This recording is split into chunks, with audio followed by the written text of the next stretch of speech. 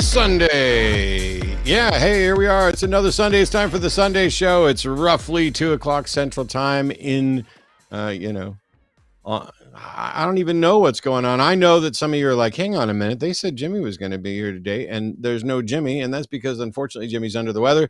And Dar, the Magic Skeptic, agreed to come back on, which, we just did a hang-up not too long ago, but it went well. Why not have more fun?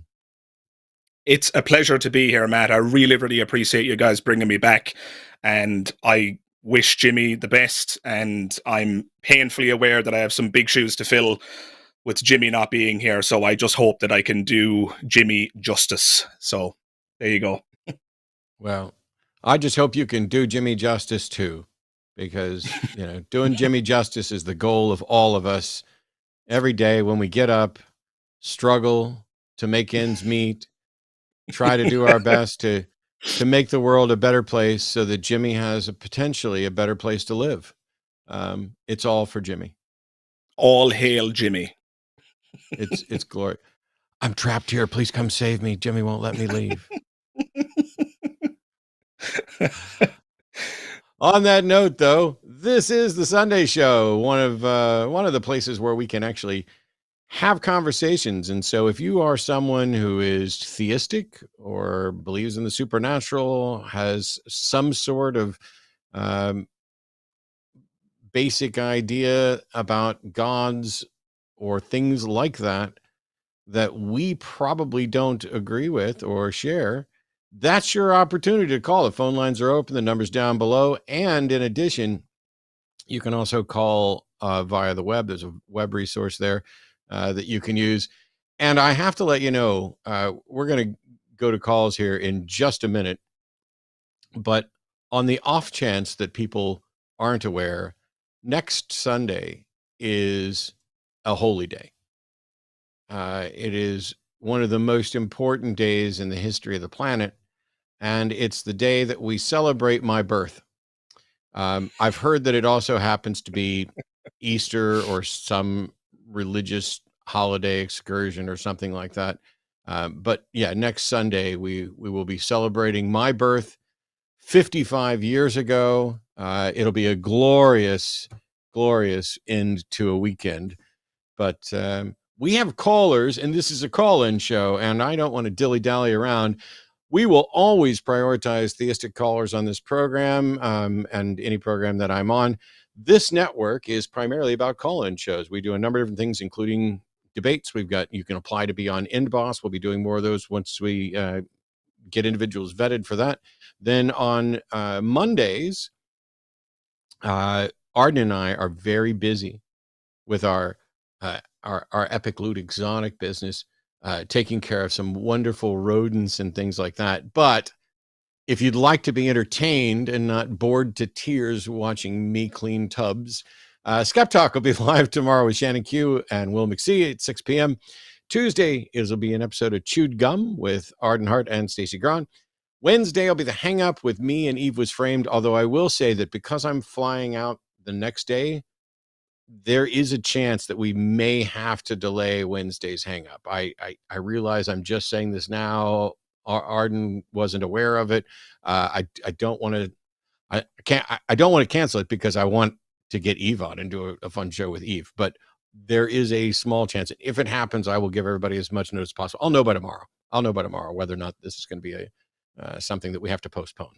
On Thursday, Arden will be joined on Transatlantic Call-In Show by someone we're not telling you yet. I mean, could it be someone famous? Could it be someone who's been on before? We're not telling you. You have to tune in to find out who's actually going to be on Transatlantic Call-In Show with Arden. Friday is Good Friday, and I'm going to make it a better Friday by going to a church in Tampa, Florida, and debating the resurrection. But in the meantime, we have callers on the line ready to go. And this one, we were all curious about at the start. Jimmy in Canada, pronouns are he, him, has the simplest argument to kneecap Christianity and the concept of hell. So, Jimmy, you're on with Dara and Matt. How are you? I'm great, Matt. Thank you very much for taking my call. I'm actually the gentleman that won the contest to talk to you back at BajaCon. And so I'm excited to get my chance to talk to you. Nice.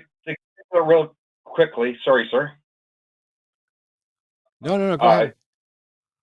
To get into it really quickly, I found that this is the most simplest argument, and anyone can utilize it. And it's off the back of your work, sir, of simply not knowing. And the argument goes simply as this, that we do not have an accountability to understand how everything works. And when people ask me, well, what does that mean? Well, it means that simply, like for me as a person, I can't even conceptualize how big our localized solar system is. We can fit 1.3 million Earths in our sun. That alone blows my mind. I can't even understand how big that is. Therefore, if I can't even understand a smigget, or just a tiny little dot in the universe, how could I ever be expected to understand how, like, if there's a God or not? I simply cannot come to a conclusion, and I have no way to ever verify it. So therefore, I'm under no accountability to ever come to a conclusion. And that simple concept helped me get rid of the fear of hell. I was bound in the fear of hell for over 20 years as soon as I took on this concept of Jesus being true. And so it just simply, it's off the backs of I don't know. Okay. There's plenty of things that I don't comprehend.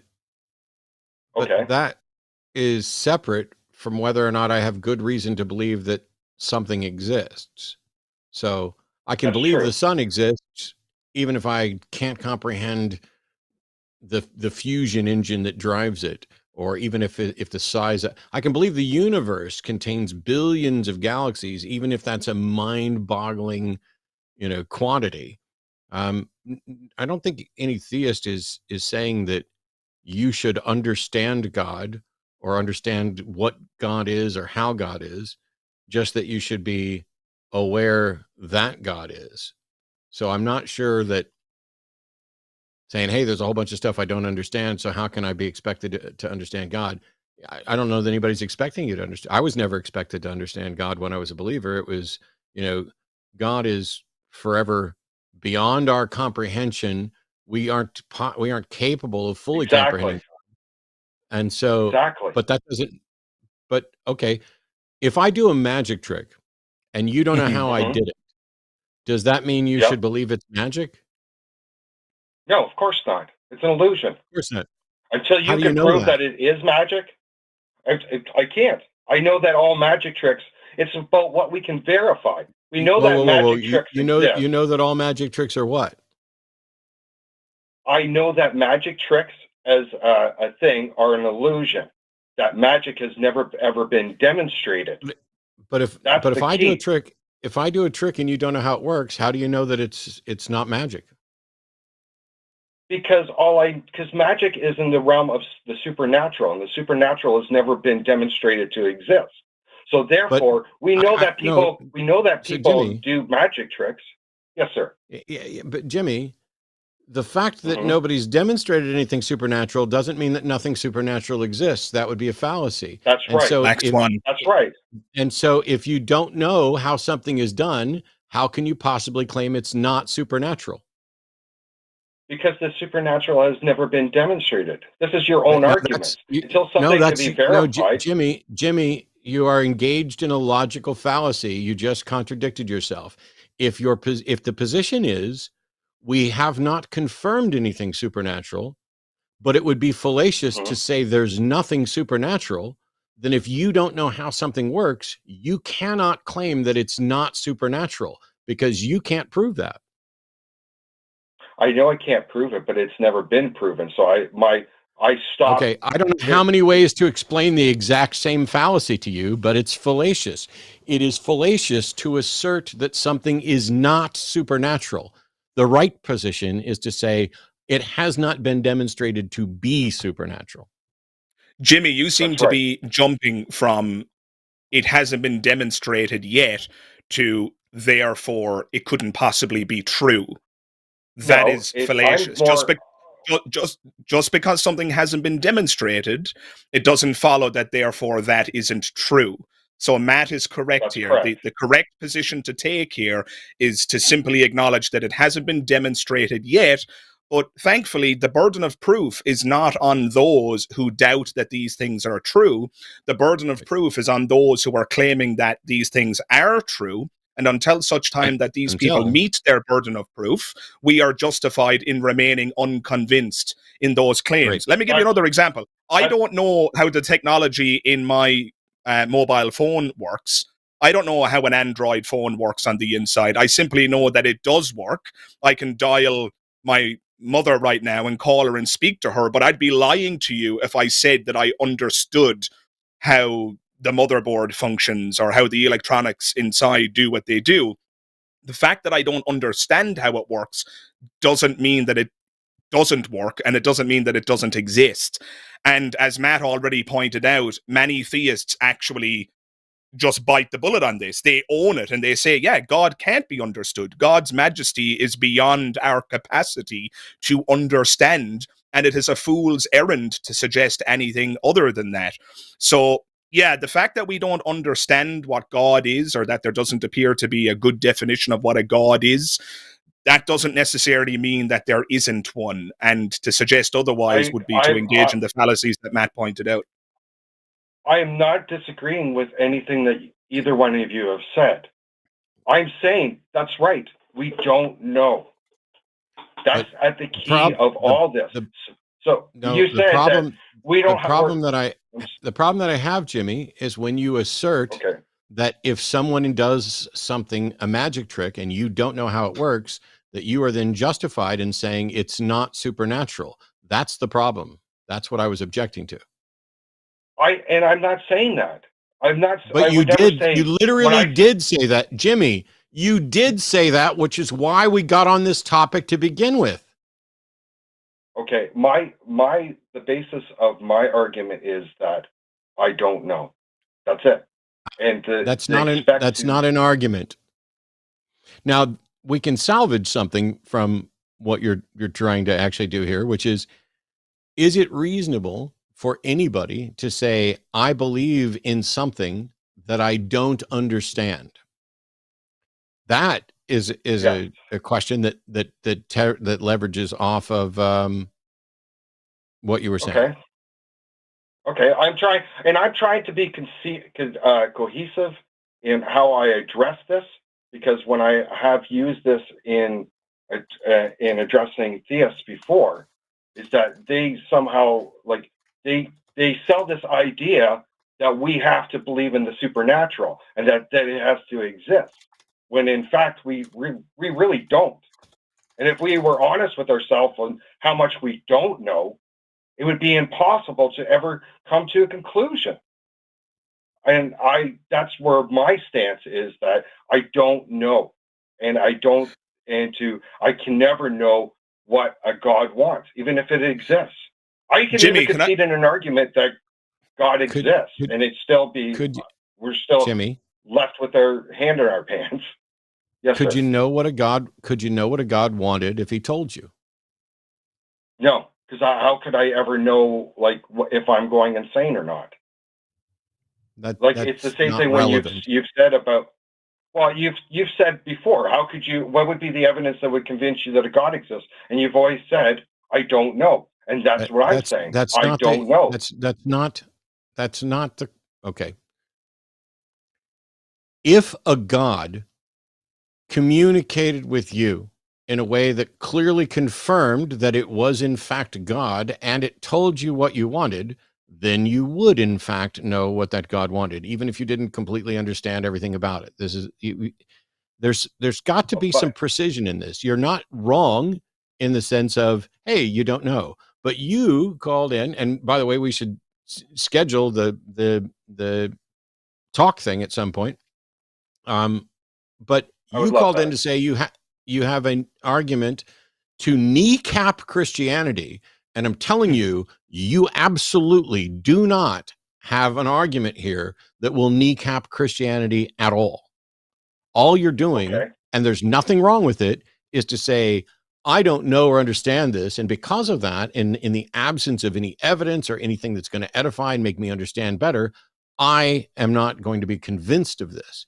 But when you go a step further, to say X is false rather than I'm not convinced it's true, or X is not supernatural, when you don't know what it is, or nobody could have any good reason. So Christianity doesn't just crumble and fall whether or not Jimmy has justification for belief. Christianity is a whole bunch of individuals, and you don't know what justification they have. And so the second we get in a position where we're telling someone, here's what I know is going on in your mind, we've made an error. And it's like the people who try to tell me, I just released a video about this the other day, what should convince you? And when people come to me and they say, hey, you're just an atheist because you want to sin, or because you asked God for a pony and he didn't give it to you, or because you got mad at God someday. Anybody who says that, I immediately get to dismiss them because they're wrong. They're telling me, they're pretending that they know what's in my mind, which means I already know that they are dishonest. And so why would I take anything that they have to say seriously? Well, those are perfectly. I think those are great, and you've given me a lot to think about. I'm not trying to say like what I'm trying to present, and maybe I need to tighten this up better, is that I'm not making a positive claim. I'm just trying to say that I don't know. And Christianity, the foundation of it is that you have to accept this, or you're going to burn in hell. Like we shouldn't like that's just the crux of it. And we're like I cannot even know what a God is, much less what it wants, and I have no way to verify it. And you said, like, even if a God presented to me exactly what I need, well, what's the rule out that I'm not having a mental illness, that I don't have schizophrenia? And so that's where that's where I stand, and I have found it to be an effective argument tool, because we're not, like, they Have always you? move the goalposts. What Christians have changed their mind? How is it an effective I've had argument tool? How is it an no, effective that I argument tool? haven't, because I've been able to help people get over the fear of hell once they realize that they don't have an ability to come to a conclusion. Once you are able to hold on to that, like that truth, that we don't have an ability to honestly verify this, nor come to a conclusion, the fear of hell melts away, because you It just kind realize. of, Jimmy, it just kind of sounds like there's an argument that you presented to those people that you haven't yet presented here, because all you're telling us is that you don't know. And it would be quite strange if a Christian became unconvinced in the existence of God or hell or what have you, simply because you told them that you don't know what a God is. That would be a pretty bizarre deconversion. Right. So is Well, there an it's argument that you presented to them that you haven't told us here yet? Because as far as I can tell, and I'm happy to be corrected, maybe Matt has noticed something that you said that I've missed, but as far as I can tell, okay. you haven't presented an argument that would persuade somebody to lose their faith. You know, you're not going to, Well, nobody's it's going to just be persuaded okay. by being told that you don't know what a God is. Well, I think where it comes to is the fact that whatever argument they use, the Kalam, like say they use the Kalam, right? Everything has a beginning. Well, this simple concept, Has I don't nothing to know do with that. hell. The Kalam, But first of all, does not result in an actual argument for the existence of God without adding certain things. But the Kalam, in of no course, form, has anything to do with hell. So if I you're know it doesn't. using, then why did you bring it up with respect to this? Because if it doesn't have anything to do with, because if it, stop interrupting me, because if it doesn't have anything to do with hell, how is it in any way an argument against hell? Because Christians provide it as an argument for their God, right? It is provided as one of many potential arguments for a God, but it has nothing to do with hell. How does something that has nothing to do with hell a way to relieve a fear of hell? Because if you can't, because they use it as an argument for to why you should believe in God. That is one thing you could say that, and if you can't believe in God and you have a reasonable argument against it, that you can't be expected or have an accountability to take a position. So therefore, the hell concept is false. No, that is absolutely logically fallacious, start to finish. The fact that there is a bad argument for the existence of God does not disprove God. And you would have to go through every potential argument for the existence of God, including arguments that don't exist, before you could even get close to proving that there isn't a God. So simply saying, I can make people not give a crap about the Kalam doesn't say anything at all about whether or not there's a God, independent of whether or not the Kalam is a shit argument. And since the Kalam doesn't have anything to do with hell, and not every version of God has anything to do with hell, and you have presented nothing that has anything to do with hell, how have you actually eliminated or alleviated a fear of hell? It is fallacious to assert that because they have a flawed argument, therefore God doesn't exist. That would be the fallacy. And it is fallacious to suggest that because you found a bad argument for the existence of God, not only does that mean that God isn't real, but that hell isn't real. This is a parade of logically fallacious reasoning, Jimmy. That's what I keep pointing out. Okay. This is, you're right, sir, in the fact that the Kalam, you can disprove the Kalam. It has nothing to do with it.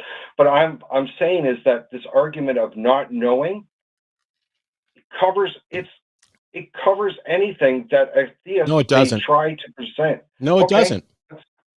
Okay.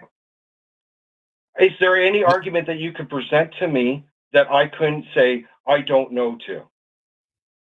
No.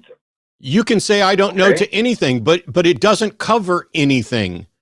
You haven't demonstrated it. You saying I don't know doesn't demonstrate that I'm wrong about God. It doesn't demonstrate that somebody else is wrong about God. It doesn't demonstrate that there is or isn't a hell. You saying I don't know is absolutely useless to somebody else's efficacy with regard to a position on an issue, period.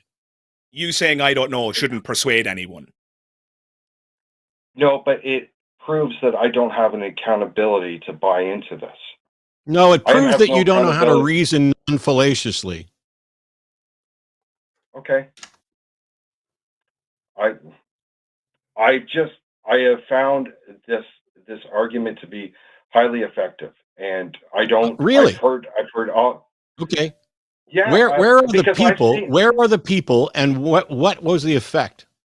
That's what I was asking a moment ago, but we seem to have gotten off the beaten track again. So, Jimmy, that's why I was asking you earlier, like, to essentially give us an example of how you persuaded somebody out of their fear of hell using this so-called silver bullet, I don't know approach that you have reported as being so successful. I mean, if it's successful, I'm just lost as to how it has been. And so I was asking you to give us an example, like give us a play-by-play, like give us an example of a conversation where you use this argument, the A to B to C, and how somebody became persuaded of the foolishness of their theistic commitments, say. Could you just talk us through one? If you could recall one, that might be edifying for Matt and I, because thus far I can't see any good reason to take this argument seriously, if it could even be called an argument, as Matt inferred. Well, everyone has their different reasons for why they accepted this. Sometimes they're raised in it. Sometimes they seek it out. Like myself, I sought it out. And so I was in a cult for 7 years, and people used the fear of hell to make me do terrible things. and did terrible things to me. And the people that I've talked to who have similar experiences where they've bought onto this concept of hell, and it scratches at the back of their head. Even if they're an atheist, they still have nightmares about it sometimes because they haven't shaken it. And where I'm able but that's not what we asked. where this art. Okay, I'm sorry. Jimmy, Dara's asking for an example of the type of conversation and what you said and how it was effective. Jimmy, let me help you out. Matt, I think I might know where Jimmy's coming from. So, Jimmy, if you'll permit me, and then you can tell me if I've put words in your mouth. Sure, so, absolutely. Thank you. There's a really, really good friend of mine who I'll give a shout out to, PJ. Really, really good friend of mine. I'd die for him, and I know he'd die for me. And he became an atheist when he was a teenager. And maybe this is what Jimmy is talking about, Matt. So his deconversion happened in a single day. And here's what's really interesting about it. So he believed unquestioningly in the existence of God. He went to, Catholic schools and was baptized and was confirmed and so on. But he was at a funeral one day for a loved one who had passed away. And one of his uncles in the room said, "I don't believe in God." And this was the first time that my friend PJ had ever heard somebody doubt the existence of God in his entire life. Up until that point, he had been completely subsumed by his Catholicism. And the mere fact that somebody questioned it in his presence opened a door in his mind, psychologically speaking, and he self-reports that by the end of the day, he had significant doubts, and basically by the end of the week, he was an atheist. So merely having somebody question it in his presence caused, as he describes it, the house of cards to fall by the wayside. Now, maybe there's fallaciousness in there somewhere if we were to invite PJ on and actually have an in-depth conversation about how that happened in terms of the A to B to C and so on. I'm not saying that I necessarily stand over this as the best deconversion example, but I suspect maybe that this is what Jimmy is talking about, and Jimmy can correct me, that maybe when Jimmy brings up the fact that he doesn't even know what a God is, that this creates a seed of doubt in his interlocutor's mind, because perhaps they've never met somebody who questioned the legitimacy of whether or not we can even know what a God is. Now, that's the best possible steel man I can erect. And maybe that's what Jimmy is talking about, but Jimmy's going to have to be the judge. Maybe that's what he was driving at. Jimmy, if I put words in your mouth and this is irrelevant, please say so and I'll shut up. No, I think that was, that's part of it. Yeah, like for me, when I lost the fear of hell, it took time. It wasn't just one thing. But what was the nail in the coffin was the arguments that, like, Matt would be the first one I ever heard, like, use this argument of, I don't know. And there's nothing wrong with that. And when you really realize, like, how much we don't know, it's the point that we could never be expected to understand how this all works. Like, why am I not afraid of the Muslim hell, but I was afraid of the Christian hell? And when you point out the fact that there's all these different religions and that they all can't be correct, but they can all be false. And then it's a pyramid of truths. You build a pyramid of the truths, and at the top of it is how much we don't know. And it's different for every person. The thing is, Jimmy, and Matt, you can correct me if I've misunderstood your point here, but I don't think Matt says, I don't know what a God is, therefore there are no gods. Matt doesn't say that. What Matt says is that I don't know what a God is, and I don't know what would convince me of God's existence, but if there is a God, that God would almost certainly know, by definition, what would convince me. Yeah. You know what? I say this. And that's a slight, but Jimmy, that's a slightly, although it's not even slightly, that's a significantly different claim to what you appear to be saying. What you're saying is, okay, I don't know what a God is, therefore I've convinced others that there isn't one, or something like that, which seems to be something like something of a non sequitur, which is why I think I'm still confused. I thought we had built a bridge there with the story I told, but now that you've said a couple of more things, I'm a bit lost again. Matt, I'm not sure. Okay, I'm sorry if I'm questions. taking up too much time. I have questions. If you convince someone of something, and the argument you use to convince them of this is fallacious. Is that a good thing? I think I understand you. Like, okay, I understand where some of it may be fallacious, but there is nothing. I don't know why you you just like most of the theists I talk to just seem to refuse to answer the question you're asked. If you convince someone of something via a fallacious argument, is that a good thing? Is it okay to convince someone you think no? Then the fact that you think you've convinced people with arguments that I've identified as fallacious doesn't mean that it's a good thing. Maybe the people you convinced don't understand a fallacy any better than you or the average individual or whatever else. And of course they're going to be.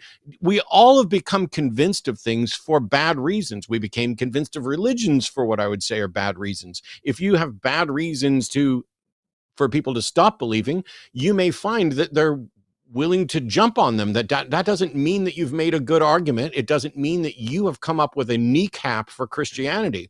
And I can tell you right now that most of the even slightly above average Christian apologists that I've debated over the years would rip your I don't know line of reasoning apart like it was a wet piece of paper.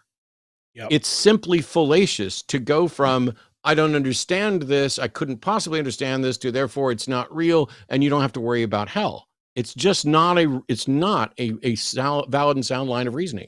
It doesn't mean it's not good. Doesn't mean that there's not, it doesn't mean you're not right. But convincing of someone of something via a fallacy is a problem. Because what happens when the people you've convinced go out and talk to someone who understands fallacies, and they're like, here's your fallacy right here. This is a fallacious line of reasoning. Now, all of a sudden, they are left groundless and floundering. You took the words out of my mouth, Matt. I think the real tragedy here is that anybody who was allegedly deconverted by Jimmy's argument is on very shaky ground. They're standing in quicksand, essentially. They're not on firm foundations.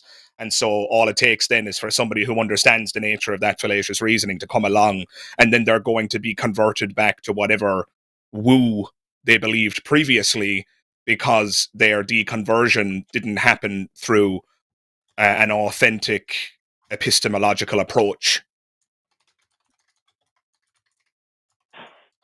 Okay. I'll think about what you've said. Cool.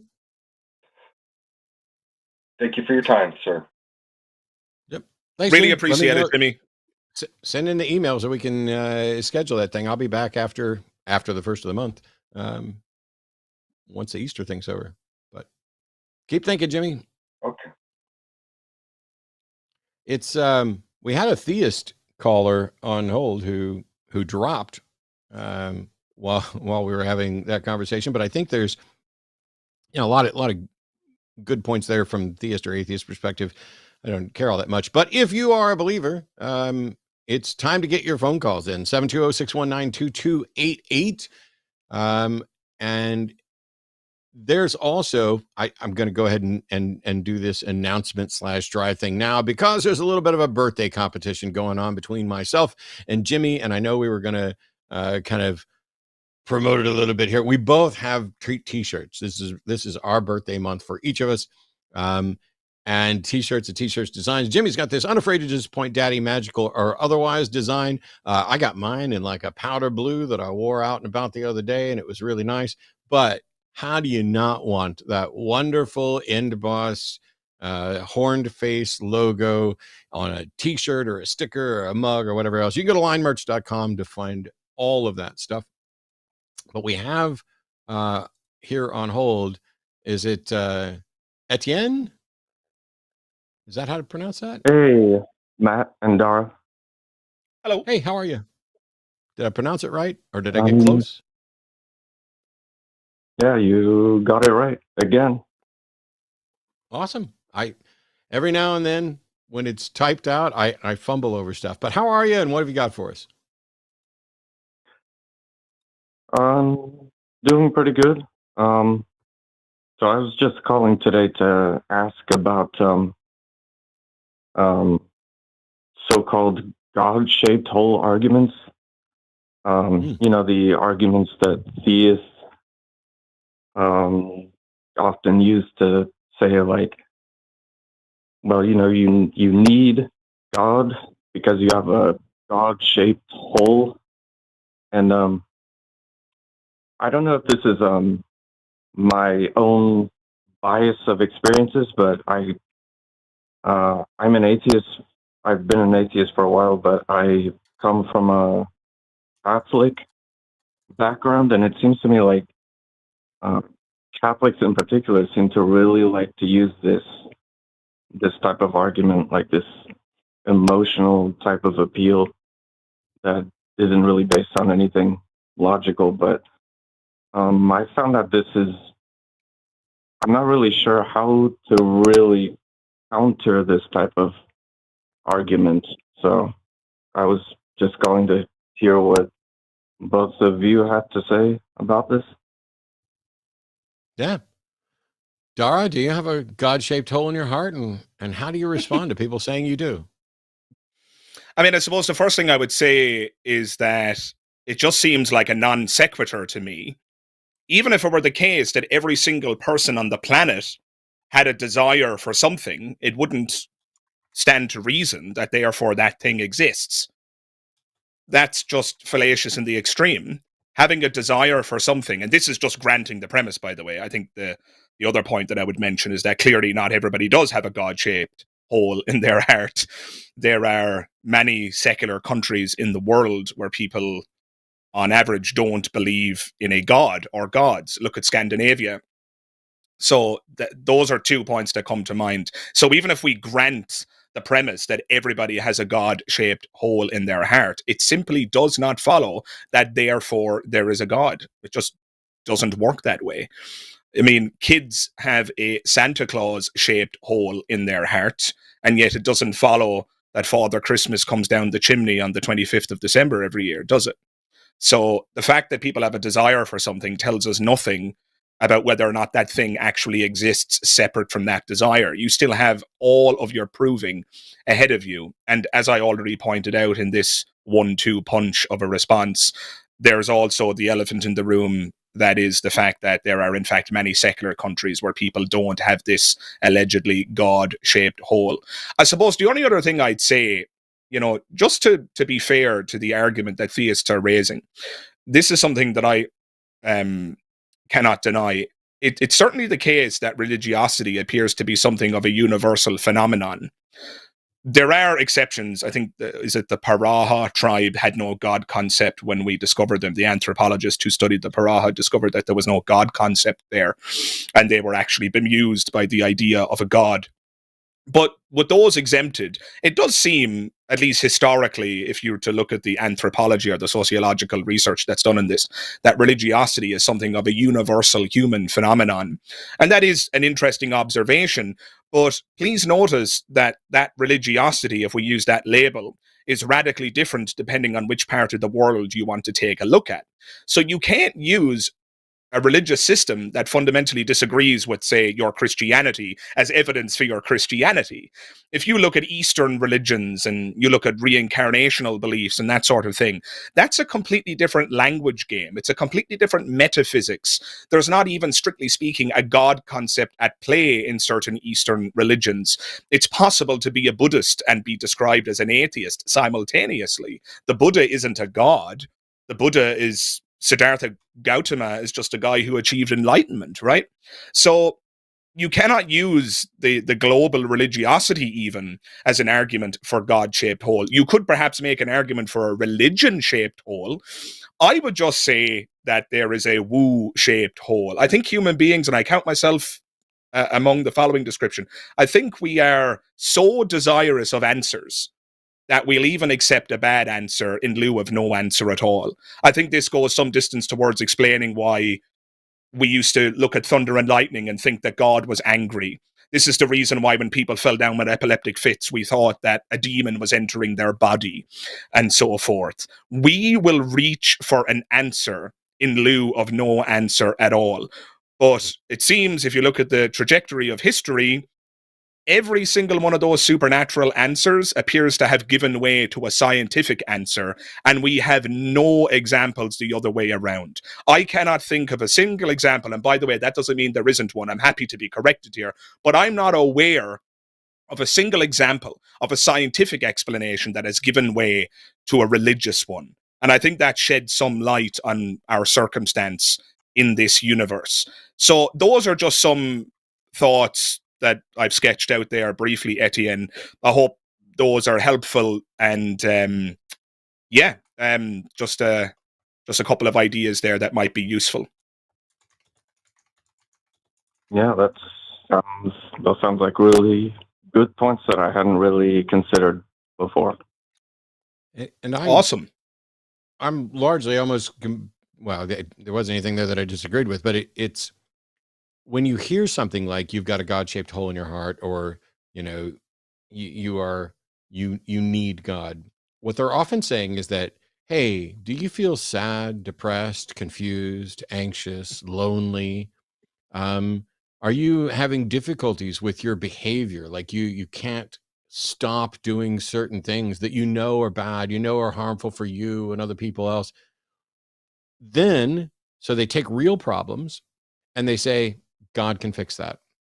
This is what is meant by the God-shaped hole. It's not an actual God-shaped hole anywhere. It is, you are missing something in your life, and that's God. The problem is that when you address this and you say, so are you saying people who do have God in their life, those people aren't depressed, confused, anxious, lonely, sinful? No, we're not saying that. Christians aren't perfect. They're just forgiven. And so this, you will still, but God can help you with those things. It used to be said that religions poison you and then offer you the antidote. But I think that I came up with something that's even worse but more accurate, which is they convince you you're broken when you're not. And then they offer you a homeopathic remedy. Because even the remedy they're offering doesn't demonstrate any effectiveness or use. And so when somebody comes to me and says something along the lines of, you've got a God-shaped hole in your heart, I want to know, how can you tell? And where's the demonstration that changing whether or not I'm convinced of a God results in a better life? But also, becoming convinced that there's a God is completely independent from whether or not you should be convinced that there's a God and whether or not there is a God. Those are three different things. Are you convinced? Should you be convinced? Is there a God? And if the argument was just, hey, theists of some particular group are happier than others, I would acknowledge that in a heartbeat. There are some studies that seem to suggest that, but there's also been problems with some of the studies in that, for example, Mormons are going to profess to be happy almost all the time because that's what the church demands of them. And so you put this onus on it. This is why we need scientific methods to investigate things. And we have the Templeton Foundation, which is a biased organization that is trying to demonstrate that there is a God out there that will answer prayers, has tested intercessory prayer. And what they found is that it works at the rate of chance at best, and that if the person knows they're being prayed for, it may actually have a detrimental effect on them because there's perhaps the anxiety or performance anxiety of, oh my gosh, everybody's dependent on me now because if I get worse, it's going to look like God failed when, really it wasn't God at all. So when people are trying to go down that path of saying, okay, you have a God-shaped hole in your heart, I want to know, what do you mean? How do you demonstrate the truth of this? Because I'm in this position where I've been on both sides of this. I walked down the aisle at the age of 5, accepted God into my heart. All those people I mentioned earlier who are like, oh, you got mad at God. I never got mad at God.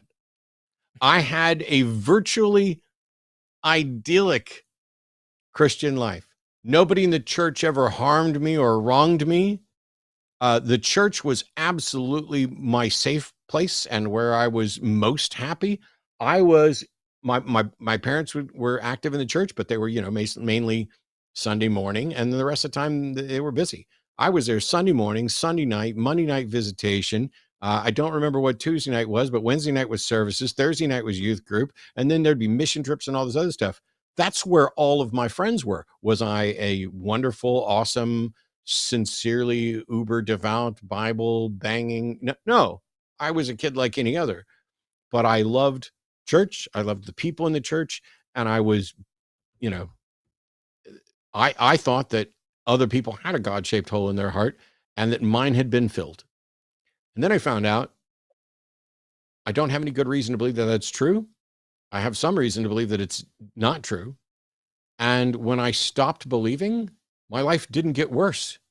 It got better in most ways. Now, granted, now what they're saying is, oh, you know why you had a triple bypass?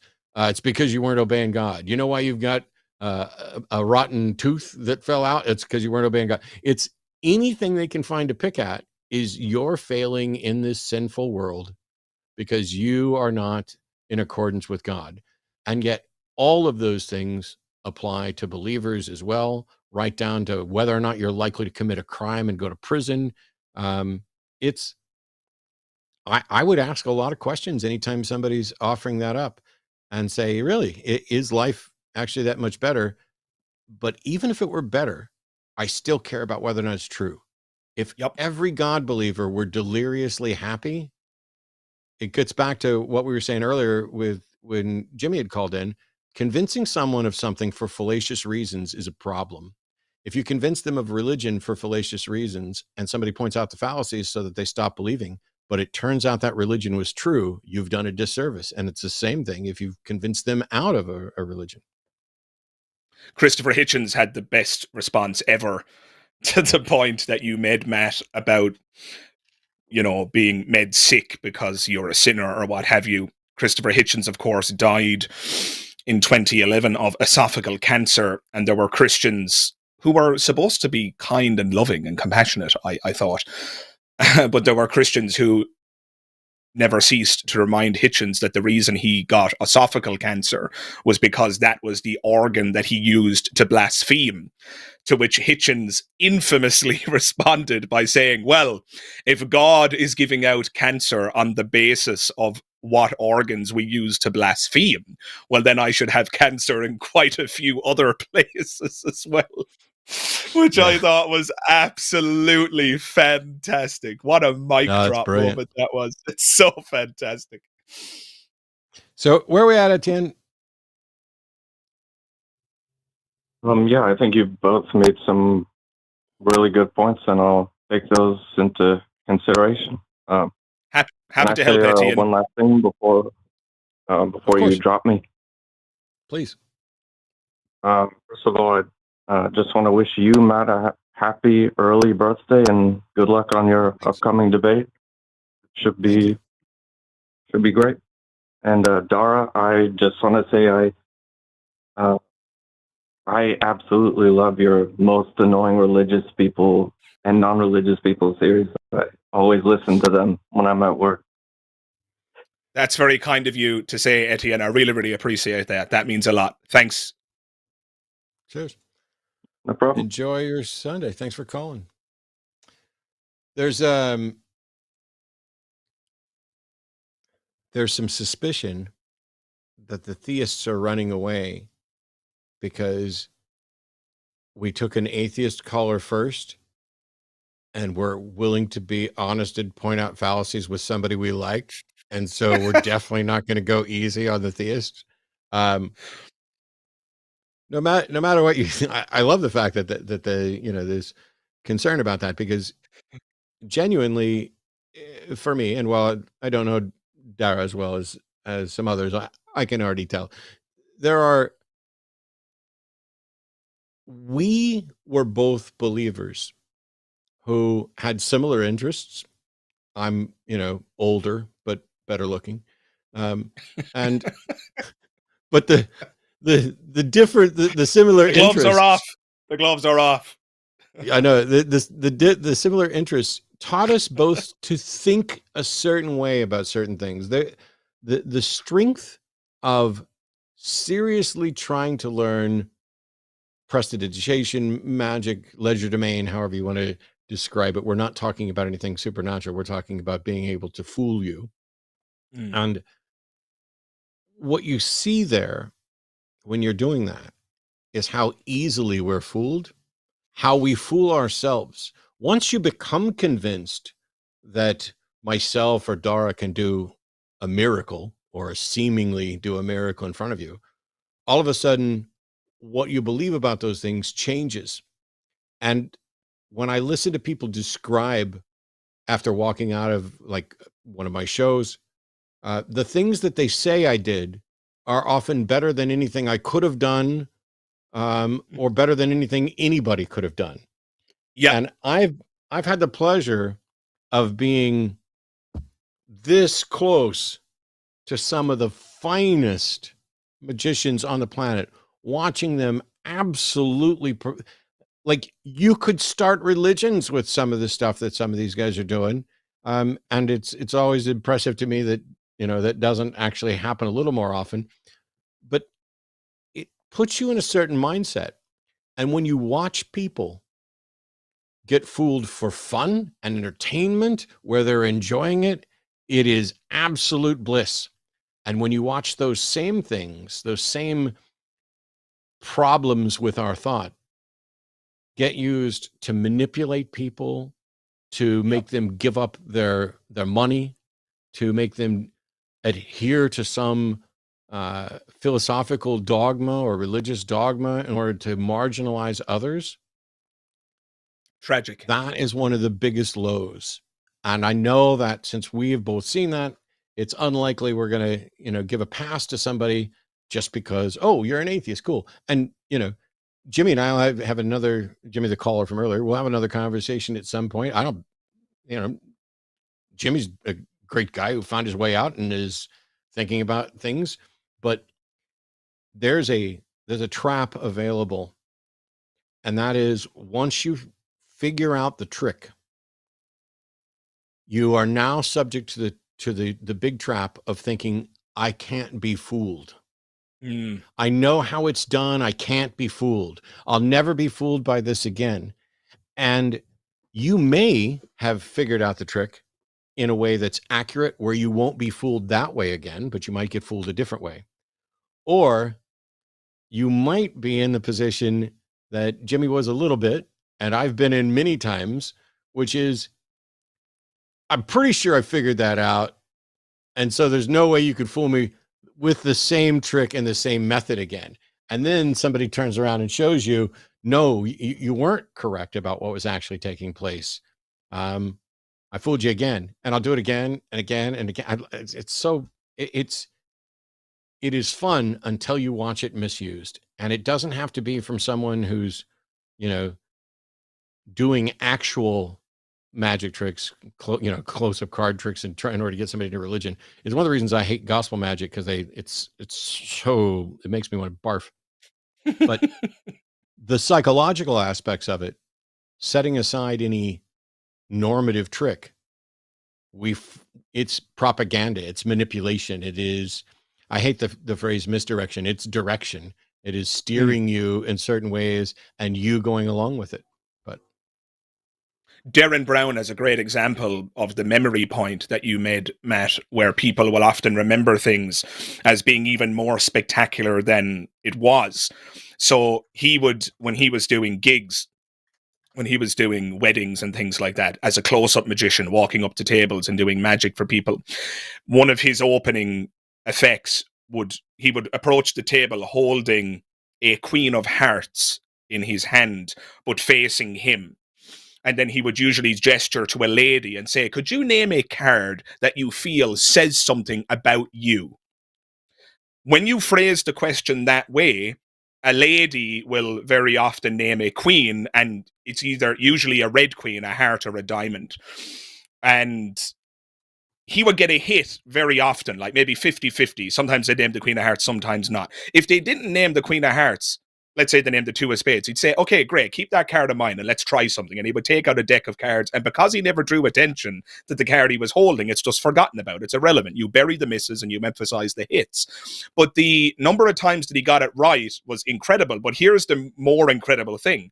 When people would recount what had happened, what they would say is, oh my God, Darren approached the table and he told us to think of literally any card. And then that was the card he was holding. They forget the part about how he phrased the question. They forget the part about name a card that you feel says something about yourself, right? And I just love that example because it demonstrates exactly the point you're making. And of course, the same thing can happen in religious circles where somebody has a miraculous healing, where somebody's leg is shorter than the other, and they lengthen it so that they can now walk perfectly again or something like that. And these things are often recounted in a far more miraculous manner. And it's not that these people are lying. They're not being disingenuous. They're not trying to deceive others when they remember the story that way. We're just flawed. Our memories are flawed and they just don't function as well as we would hope. And so we can fool ourselves. And yeah, that is something we have to be keenly aware of. And there's no escaping it. It doesn't matter how informed you are. It doesn't matter how much philosophical knowledge you have. We can all be fooled. I think you've said before, Matt, and I'll say it now again. The very minute you think you cannot be fooled, it's game over. You've already lost. Yep. I will say, I'm going to try something. So I have a bunch of magicians that I admire. And so sometimes I try to put myself in their shoes. Dara, put yourself in the shoes, the incredibly big shoes of Penn Jillette. And if I were to ask you to name a card, what card would you name? Oh.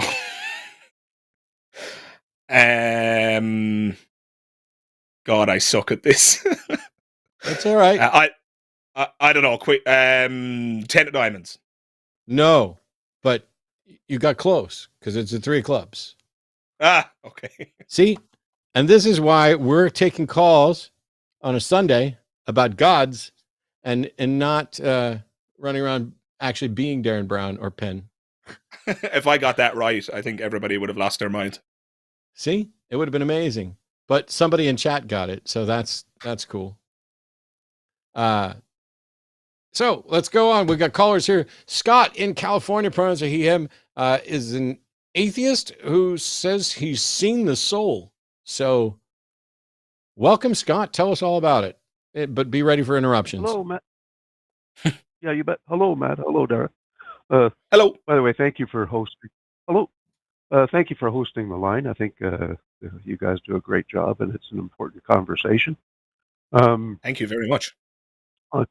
I'm off the grid. I'm up in the Yukon, beside Alaska, off the grid.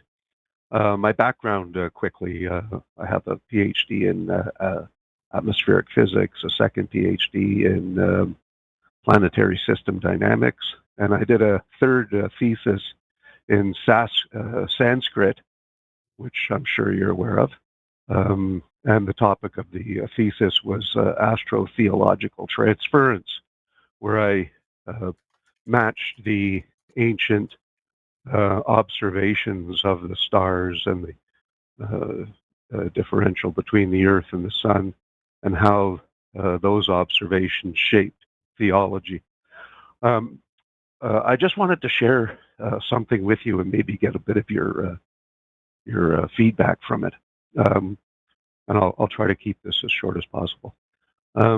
My father, 96 years old, veteran World War II, went into the hospital with renal failure, and he was on full-time dialysis. So we knew that, this was no good. He's 96 years old. He was perfectly lucid, but his body was completely fragile. So I lived 700 kilometers. He was in a hospital in Toronto. I lived 700 kilometers distance from Toronto. So for the first 3 weeks, I went to the hospital, and I was there morning, afternoon, and evening. And it wasn't miserable. The demeanor was good. His spirits were good. We were both realistic about what the situation was. So we were enjoying each other's company. But I was there for 3 weeks, morning, afternoon, evening. And then after the 3 weeks passed, I had obligations that I had to go back to my home, 700 kilometers away. And I have a home office, so I work from home. And at that point, my sister flew in from Europe, and she's a doctor. She's a professor, a neurologist. And she took over for me.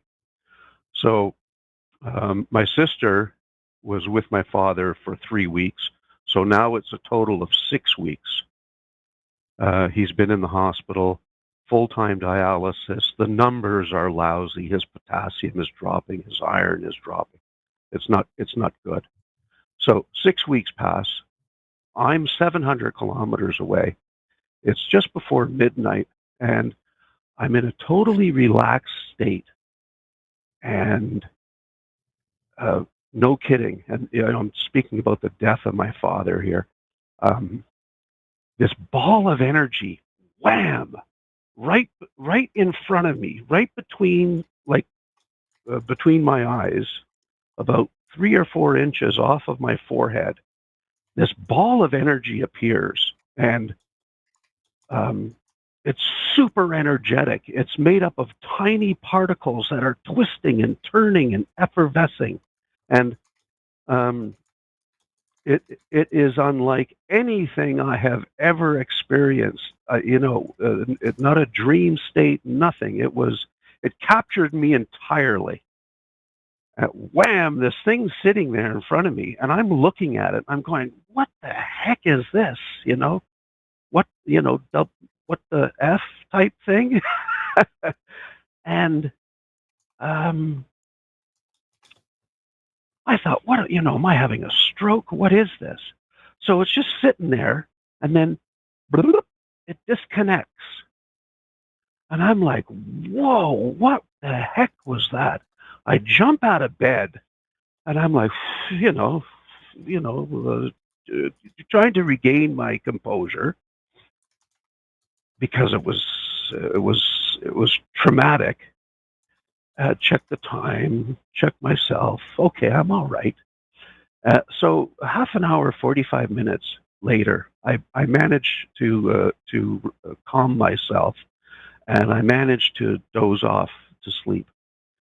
And I don't know, half an hour after I get to sleep, the phone rings, and nobody calls me after 9 o'clock. They know I won't even answer the phone. The phone rings. I pick up the phone. Hello? It's my sister. And she just said hello, and I said, "He's gone." And she said, "Yeah." And that was the conversation. It was 5 seconds long. So I get up, I get dressed, I get in my vehicle, I drive the 700 kilometers to Toronto. I'm there in the same day, same 8:30 in the morning. And I talked to my sister. I said, I won't say her name, but I said, "Geez, something happened last night, I started to explain, and she was listening with one ear because, Dad had just died. She said, "Okay, Scott, give me a break, So anyway, my brother, a high-ranking RCMP official, I shouldn't say that far, but that's okay. The same day, that afternoon, he's super organized. He was at the hospital taking care of all the particulars with my father. And we're at the funeral home. It's the funeral director, me, my sister, my mom. My brother walks in, the RCMP, and gives the funeral director the death certificate.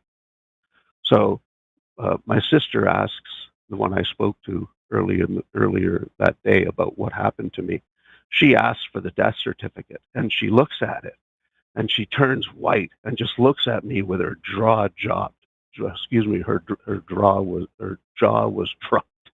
Excuse me. And No kidding. The time, and my dad was hooked up to all kinds of machines that had the exact time of death.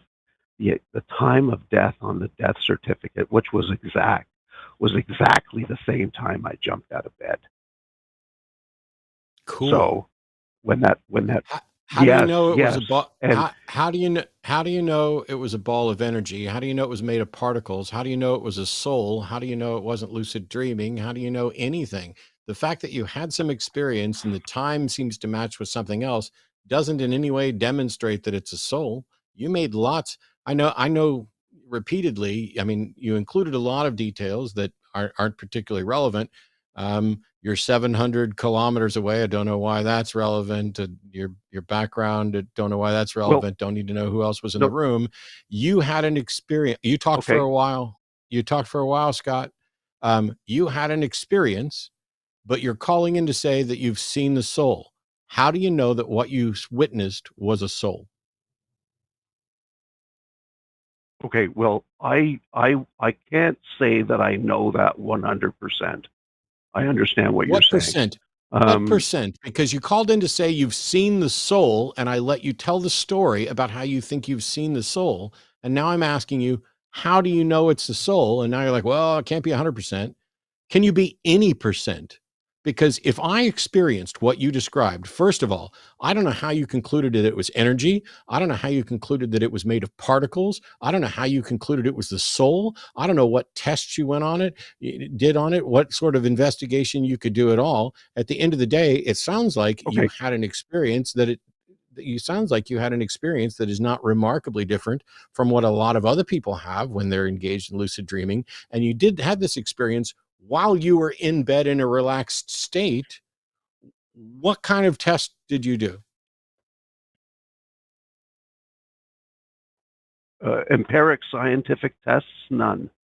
So why do you think however, it's a soul? Okay, well, the object was in front of me, and I was able to examine it. I was able to look at it, and it was made up of tiny particles that were super energetic, and it was a ball of energy. It was light energy. How do you know? And well, because I was looking at it, Matt. I was looking at it. It was right in front of me. Can't determine what energy is by sight, I would say. Yeah. Merely seeing something doesn't mean that you understand it enough to describe it. A mirage. No, well, I can isn't describe energy per se. You can't even prove that you saw it. How did you rule out that it was a hallucination? Oh no, I can't prove this. No. I don't profess that I can prove this at all. I'm just offering the experience. That's all. I can't prove it. Okay. I don't know what made you think that I want people to call in and tell experiences that they can't demonstrate. But there's lots of really weird things that have happened to people. What frustrates me is when people any reasonable person would have to say, you know what? I experienced something, but I don't know what it is. I can't rule out a hallucination. I can't rule out lucid dreaming or anything else. But you called in to tell a story about how you're convinced that you saw a soul.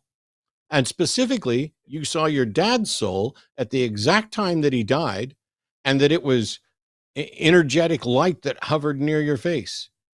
You have all right, let me take that back. Do you have any evidence-based justification for the claim that it was a real thing, that it was a soul, that it was your dad's soul? All of the things that you believe, do you have any way to demonstrate any of them? The fact that the time step matches. Okay. Can I ask a question, Scott? Of course. So, first of all, my sympathies.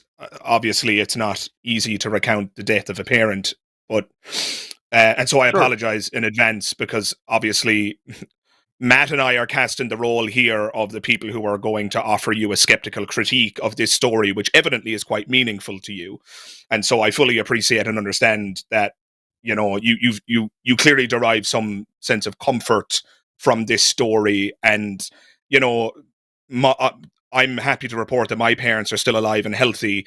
But if I had an experience that was offering me comfort after they had passed away, and I thought that I had entered into a commune with my mother, who I hold dear, that would obviously confer upon my life a serious comfort. And so when Matt and I now critique that, it kind of casts us in the role of the villain in some sense, but I suppose you did call in and you know what this show is about. So anyway, with that preamble out of the way, I just wanted to ask, if you had seen this, sure. I'm just going to grant a couple of things. Okay, let's just grant it was energy. Let's even grant that it was a soul. If this had happened and it right. didn't align with the death of your father, would you still believe it was a soul? That would be my first question. The time step, the fact that I jumped out of bed at the same time that was on the death certificate was Scott, I asked you a different question. The question was, if this had occurred, let's imagine this occurred 1 month before your dad died, right? So if this had happened when you were in bed 1 month before your dad died, would you still believe that you had seen a soul? No. Okay. Why not? So the only thing about the experience... I thought it was a soul. You said that you were able to identify that it was energy and that it was a soul by sight. So why would you say that it wasn't a soul if it didn't coincide with your dad's death? No. Because let me just say one last thing, Scott. No, let me just say one last thing. One last thing, please. Scott. One sec. You do realize that even if it had happened 1 month before, that experience would also have aligned with somebody's death in the world. Because people are dying every second of every moment of every day, because that's just the nature of a probability distribution, right? So if it had happened 1 month before, why would you say that it wasn't a soul, even though that would have coincided with somebody else's death? Well, apples and bowling balls. I mean, I'm not saying that I would see everyone's soul when they left the body. Geez, I would be in constant torment if that was I'm not saying that, Scott, with respect, that's not what I'm saying. I'm just trying to test your epistemology here. I'm not saying that you're the seer of all souls. Nobody could possibly construe what I've said in that manner, and yet you've managed to do that. So I'll just say it one more time. If it had happened a month previous, and it was the exact same experience, but it just so happened to coincide, which it would, evidently, with some other person's death who's a stranger to you, why wouldn't it be a soul then? Like, I'm just confused how you're so certain that it wouldn't be a soul then, but yet it is a soul because it coincided with your father's death. How are we distinguishing between these two things? Like, what's your epistemology here? How are you differentiating? That's kind of a twisted question, isn't it? A twisted question to try and figure out how you can reach no, stop talking. To ask how you can justify the conclusion you reached is not a twisted question. I'm just trying to figure out what your claim is, Scott, and how you come to the conclusion. If a month earlier you had had the exact same, if a month earlier you had interrupted me less, if a month earlier you had had the exact same experience, but it didn't coincide with your dad's death, you wouldn't have concluded it was a soul. So what you're saying is that the timing is what makes you think it's a soul. What makes you think there's a soul in 100%. The first place? Yeah, 100%. Well, congratulations. If somebody came to you and said that they had an experience like this and it didn't match up with any timing, would you still think it was a soul? And if they said, hey, I think I saw a soul because it happened around the time that my parent died, would you just believe them? Is it solid? No, wait a minute. Epistemological? Is it a solid epistemological foundation to say that if something happens in conjunction with something else, that those two things are connected? Or is that literally a fallacy that has a name? Oh, fair enough. But it wasn't around the time. It was exactly the same time. Oh, well. Scott, if it had happened a month previous... Clock? we get the atomic clock going on both of those. But even if it was at exactly the same time, does that change whether or not it's a fallacy? The fallacy doesn't have anything to do with whether or not you measured it with an atomic fucking clock or got it approximate. Correlation isn't causation. There's no demonstration of an actual connection just because two things are coincident. It's literally where the word comes from. They coincident. It's a pretty strong coincidence, Matt. Come on, man. It's not a strong coincidence because you knew that your dad was in the hospital. You knew that your dad was in the hospital. You knew he was 90 some odd years old. You knew this was coming. You're laying in bed. You're thinking about it. What are the odds that someone is likely to have an experience like that under those circumstances? Next to none. Next to none. Wow. You're so full of shit, Scott. What reason do you have to think there's a soul in the first place? Hey, wait a minute. What reason? What reason? No, don't Matt me. Here, hang on. Let me put you on mute for a second.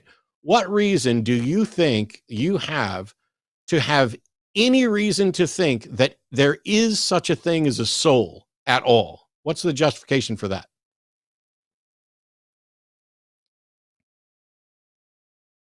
Well,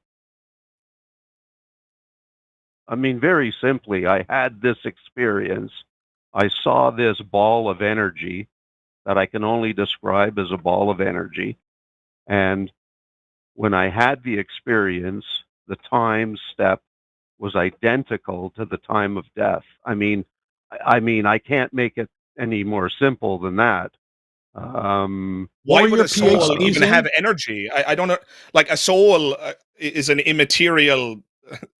Like, if we're to go to dualist line here, it's an immaterial substance, if such an oxymoron even makes sense. Why would it even have energy? It's a non-physical, non-spatial, non-temporal entity of some description. Why would it even have energy? Isn't, like, energy an emergent property of physical matter, essentially, of a physical reality, of a physical universe? Like, why would a soul have energy? Well, we have the fundamental energies. We have the strong, the weak, the electromagnetic, and the gravitational. Yes, which are all features. They're all features of the universe, like a physical universe. Yeah. You're talking about a non-physical entity. Why would it have energy? What being non-physical? Sorry, I don't follow you. Well, I mean, maybe I'm misdefining the soul. I mean, the problem here, the elephant in the room, is that you're not defining what a soul is. I'm trying to get closer to what your understanding of the soul is. You're calling it a ball of energy. Oh. I'm shedding light on the fact that it's reasonable to ask, why would a soul even have energy? If a soul is a non-physical, like invisible, like intangible entity that continues to exist after we die. I mean, the soul is some kind of an entity which is not tethered to a physical body after the physical body died. By your own admission, your dad died and his soul, or so you claim, visited you, which means it wasn't tethered to the physical body. Why would it even have energy? I just don't understand. Well, having observed what I observed, I would describe it as an indestructible point of super energetic fundamental particles, which we have neither the understanding nor the methodology of measurement. Okay, but if you don't understand what it is, how can you say that it's energy? What are your 2 PhDs in? I have a DSc in atmospheric physics, a PhD in planetary system dynamics. Cool. If somebody came to you and said that they've concluded that souls exist and that souls are indestructible energy that you can see separate from the physical body, and that their proof of this is that they, while laying in bed, relaxed, saw this at a time that seems to stop fucking interrupting me. Saw this at a time that corresponds. Interrupt me one more time, Scott. I dare you. Let me finish my fucking thought, and then you'll get to speak again. That their soul evidence for this was that they witnessed something that corresponded with the death of a loved one, would you say that that is in any way a good foundation to conclude that the soul exists, is real, is indestructible, and that they witnessed one? I didn't say it was conclusive, and I didn't say it was proof. You're putting words in my mouth. I didn't say conclusive or proof. Stop putting words in my mouth, you fucking liar. I didn't use those words. No, I didn't. Oh, hey. Hey, Watch your language, buddy. You don't tell me what to do with my fucking language ever, fucker. Yeah, watch your language. How about you? I'm gonna give you one more opportunity to interact with Dara. Just because I want to be courteous to my guest in case there's anything to add. But tell me to watch my fucking language again, and you'll be fucking banned from the fucking show, you dishonest motherfucker who suggested I said proof when I didn't say proof. You're back to Dara. I'll leave this alone now. Well, you did say proof. All right. Put up a poll in chat. Did anybody hear me say proof? And then rewind it and find the timestamp. As a matter of fact, Scott, I'm going to hang up on you. You rewind it, find the timestamp where shut the fuck up, where I accused you of having proof, or where I said the word proof. If you come up with a timestamp for proof of me saying proof, I will let you back on the show and I will apologize to you publicly. Until then, you're a quack. Goodbye.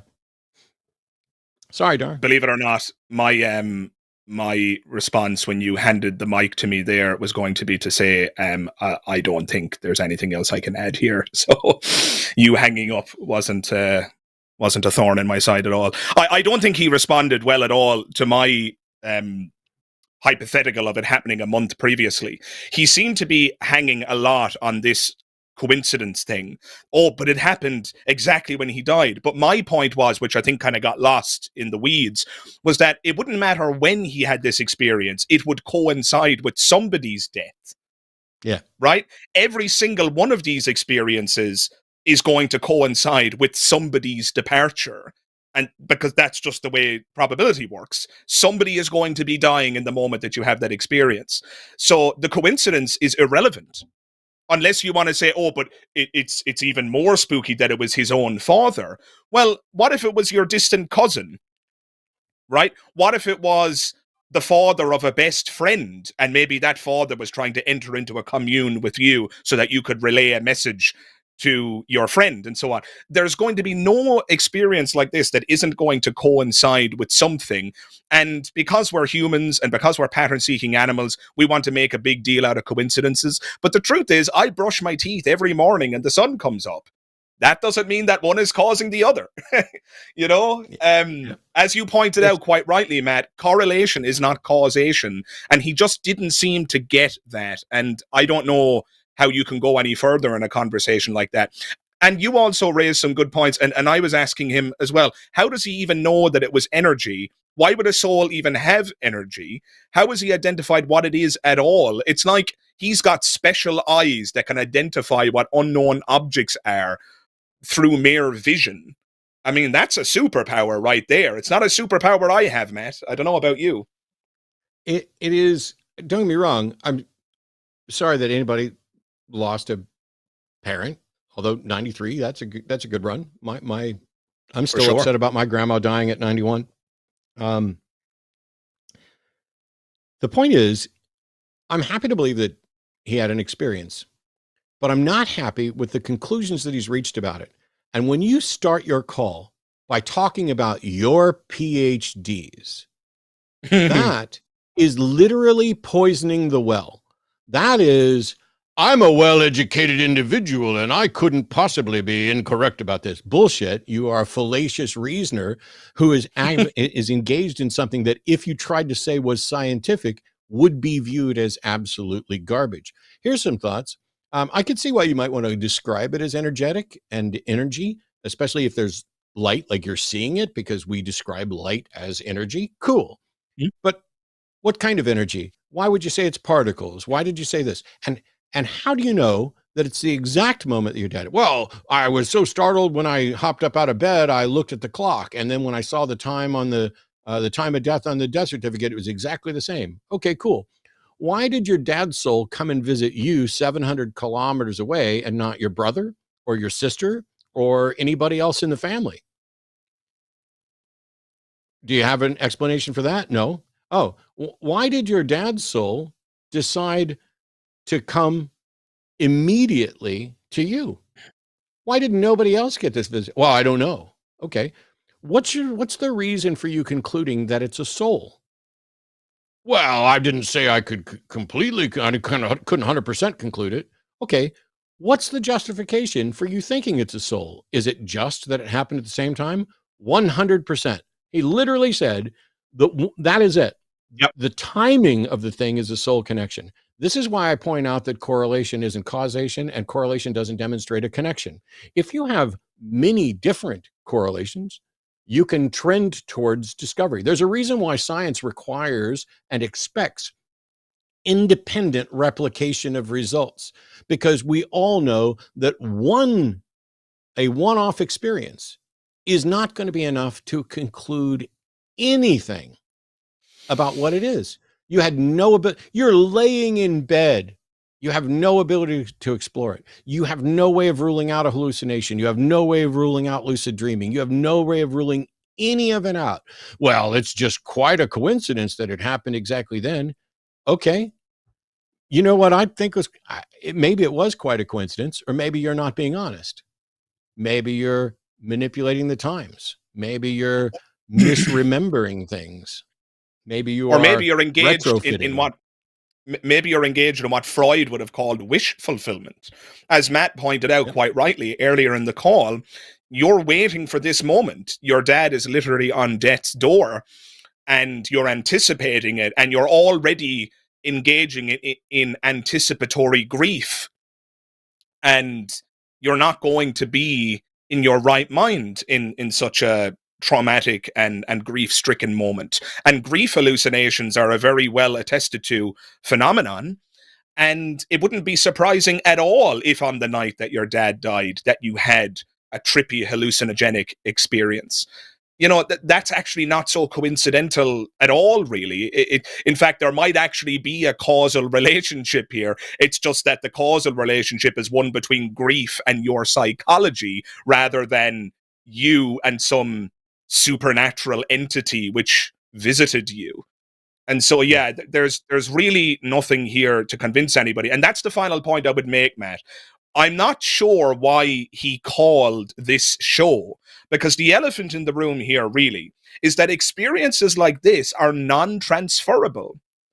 Right, even if everything happened exactly as you reported it, and more to the point, even if you're correct about everything you said, it really was a soul, it really was your dad's soul, you really had a visitation from a parent who had passed away, even if all of that is true, and you know it to be true because the experience included some kind of noetic quality, which instilled in you a sense of knowing in terms of the authenticity. Some theists will often use the phrase that the experience is self-authenticating. This might very well be a rational reason for you to believe in the soul, but it could never possibly work as a justification for Matt and I accepting your claims. And you seem to call in and tell the story and just, I don't know what you expected. Did you think that Matt and I were just going to fall to our knees and accept that the soul exists in that moment? I would just love to know. That probably would have been my final question. Like, what did he hope to achieve by sharing this anecdote with us? Because at the end of the day, from our perspective, it is just that, an anecdote. If I told you that I flew home from work on Monday on a dragon, there's no good reason for you to now believe in dragons. So I don't know. It's, you know, we got the call. I sat here and I let him tell his whole story, and I took notes where we were filled with all kinds of irrelevant things. 700 kilometers away, 700 kilometers away, 700 kilometers away, 700 kilometers away, as if that was relevant. to anything. What difference would it make if you were sitting in the same room and witnessed the soul climb out of the body, walk over and wave at you instead of just being a ball of energy 700 kilometers away? And I have 2 PhDs, and here's, and literally I wrote things down. A ball of energy right in front of him, 3 to 4 inches off of his forehead, super energetic, made up of tiny particles, unlike anything else he'd ever seen. Then how the fuck can you describe it as energetic and particles? And he's sitting there saying, what is this? And then he said, and the word that he used, because I wrote it down, was, and then it disconnects or disconnected. Yeah. What the hell does that mean?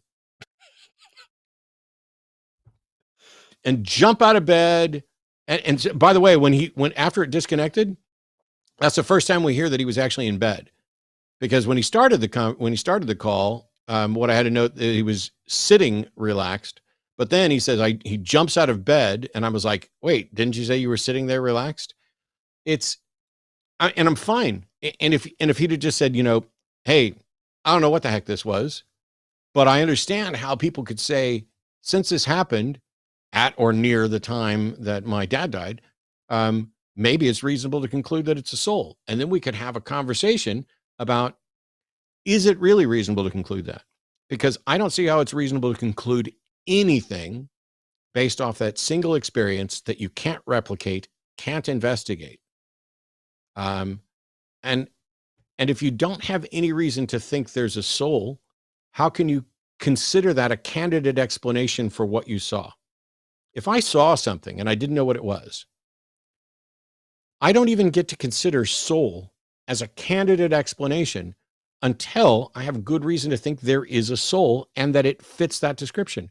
Why on earth would anybody, and you were pointing this out as well, think that a soul is energy or particles or light? Why wouldn't it look more ghostly like? Why wouldn't it be ethereal? Why would it be visible at all? Why, it is one of those things where if you ask the basic questions and their response is to object to the fact that you're questioning them, that your questions seem problematic to them. This is he called my question twisted. Yeah, twisted. This is not the Art Bell show. I have zero interest in people calling in to tell whatever strange story that they had. What we're doing is saying, what conclusion can we reach about these strange experiences? And you cannot reach the conclusion that that's a soul. I don't know. I was kind of offended by that when he said that my question was twisted. I was like, you're what? just a twisted individual. Yeah. I guess so. All right, so we got more callers to get to. Brian is a theist in Delaware, pronouns are he, him, who wants to talk about science being compatible with religion. So welcome, Brian. You're on with Dara and Matt. Hey, Brian. Thank you for taking my call. Yeah, can you hear me? Yep. Loud and clear. All right, excellent. All right, so something exciting happened in church this past week. There was an announcement that there was going to be a discussion on the compatibility of science and religion. And I am Catholic, lifelong Catholic, have the T-shirt, everything. And so there was an MIT scientist in church with the priest, and she gave a very nice lecture on science and religion and the compatibility, why Catholics are cool with evolution. And she talked about Galileo and the mistakes that the Pope made way back when, and that'll never happen again. And this is why it happened. And she gave a feasible explanation of it. And I asked some questions, and one of the questions that I asked, and this is what I need your help with, is I said there was an audio book that I listened to. And I have tons of audiobooks in my audio library, from Dawkins to Fitzgerald to Ehrman. I have tons of them. And trouble is they're audiobooks, and I can't find this. But basically I said there was a story that I listened to that Joseph Ratzinger, who became the Pope, was in this university, and the person that I don't remember his name, part of his doctorate, I believe, wrote a paper, did lots of research, and said, hey, basically 600,000 people, 40 years, desert, Moses, no evidence, zero, nada. And when that was presented, the future Cardinal or Pope Ratzinger basically said a Catholic shouldn't write this. And basically the guy got blackballed and bad things happened to him, and it was in the 70s. So I said, you're saying that Galileo and the stuff that happened is not going to happen again, and Catholicism's totally cool with science, but when somebody presents evidence that, kind of scratches your head about the whole Exodus story and he gets booted out, how is this possible? The problem is, guys, is honestly, all the books I have, since last Thursday, this past Thursday, I've been scouring my audiobooks trying to pick it off, and the priest asked me, hey, who was this guy? What are you talking about? He kind of just called bullshit on me in a nice Catholic kind of way. But that's why I'm calling. Do you have any idea who I'm talking about and what book this was in? Because I swear, I listened to this, but I don't have a clue. And I would love to come back and present this again and see what I come up with. I'm not sure of the book you're referring to, I'm afraid. Nope. I don't know the book. I don't know much about Ratzinger.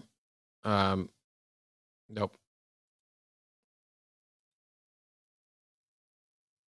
Is there any way, and if I, come back with my email address, that maybe there's somebody listening to this show that, can do this? Because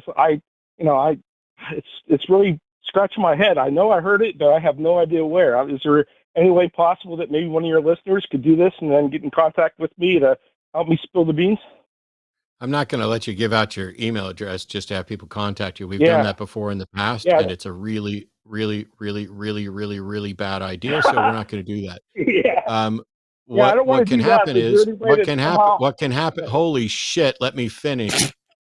What can happen is people listening to this particular episode, if anybody out there says, oh, I know exactly what he's talking about, they can email me and I will try to address it on a later show and say, hey, this was for Brian who called. Put the comment in the comment section.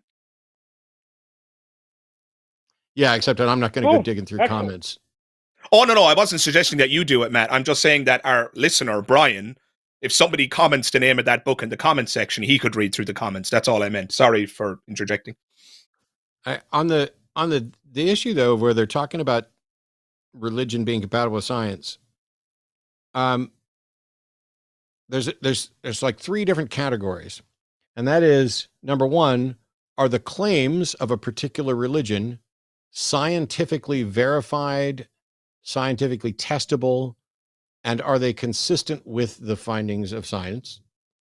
And then there's the question of, are there claims of religion that are in conflict with the scientific findings, and vice versa? Are there scientific findings that are in conflict with the claims of religion? To say, as will often be the case, that, hey, science and religion are compatible. No, I don't think that science and religions that point to supernatural sources are compatible at all.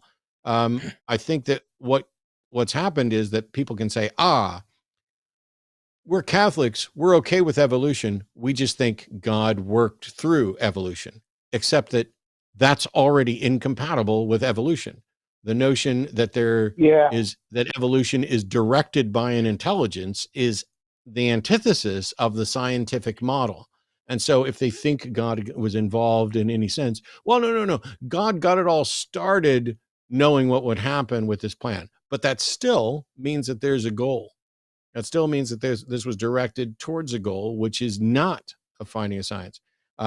Catholics, depending on who you talk to and how much they're going to stick by it, think that the Eucharist transubstantiates into the body and blood, or where the Eucharist be the body and the wine be the blood, of Jesus. Not only is there zero evidence for that, any attempt to confirm it has met tons of excuses as to why we can't verify that. And so it's funny to me. It's funny to me that the Catholic Church and others are trying to show, hey, we're compatible with science, when in every important way, every doctrine that could potentially be tested is either in conflict with science or isn't verifiable at all. And so if all you're going to do is say, we're compatible with science because we make claims that science can't investigate, That's not compatible with science. It just means that you have defined your beliefs in such a way that they're not testable, and therefore we can't prove them wrong. Yeah, and one thing that I realized on this call, and I heard this tons of times before, when you're speaking to somebody and there's some frustration, and understand that what just happened maybe 2 minutes ago, it seems to be a little bit of a delay, so I was trying to shut up, but I couldn't, and so apologize for that. But here's one thing that so the Catholic Church, honestly, that if you don't believe that the, when the priest says the Mass and the bread becomes the body, the wine becomes the blood, that's a tenement of the Catholic Church. I mean, if you don't believe that, and that's the head scratcher to me. I have fundamentalist evangelical friends that literally take everything literally except the words of John that says that. So, but here's something that's funny that happened during this talk is, Matt, when I was little, I was that stupid kid in the corner that always asked the nuns questions that I just didn't understand the answers to. I really didn't. And, my grandmother would get phone calls all the time, and I asked a question during the presentation on Thursday. I said, please explain, if evolution is accepted by the Catholic Church, how you reconcile the belief in the talking snake convincing the first woman to convince the first man to eat fruit that would basically cause the fall, and then that's why Jesus had to come back. And I swear, in a Catholic Church, it wasn't during Mass, but I literally said, so Catholics believe that because of that, God had to sacrifice himself to himself for a day and a half to set it right. And there was silence. And I said, so please reconcile the belief in evolution with the need to have Adam and that talking snake happen, because to me, they're incompatible. If we believe in evolution, that stuff is just a story. And honestly, I'm sitting there and, there's eyes starting back and forth, and the priest took over, and he said, which surprised the crap out of me, that Catholics literally believe in the talking snake, and it's Satan. And then I came up with nothing in the Bible says that's Satan, because, God cursed it, made it walk on the ground and eat dirt. If it was Satan doing that, why did that ever happen? And Satan only shows up in Job. And then, usually what happens, it happened when I was little, hey, well, we have to believe kind of thing. But yeah, so it blew me away that I really believe that Catholics thought that was just allegory. That was something that, you told, but really evolution is a thing, and we have a common descendant, we have a common ancestor with the apes way back when. But I learned on Thursday that we actually believe in the talking snake. So I'm confused. So if somebody, it's probably, please point me to the book. Sorry, Brian, I cut you off. Please finish your thought. No, I just said if somebody could, help me out with this. Like, I would love to go back, and honestly, the congregation that was there's probably about 50 people, and the openness of this Catholic priest to say, hey, come ask your questions. He encouraged people to ask questions. I don't think he was looking for the questions that I asked, that compatibility with evolution, because it kind of fumbled over the answer, and he definitely wasn't looking for the Cardinal Ratzinger, poo-pooing somebody that, said something that was, not compatible with Exodus. So, that's where I am. And, my primary goal of this call is I need your help to, go back. And again, he's very open, and I'm hoping that by coming up and, extending these discussions, it just kind of opens a dialogue, and people get to ask questions, and, who knows what happens after that. So that's the reason of my call. It's probably worth noting that not all Catholics agree with one another.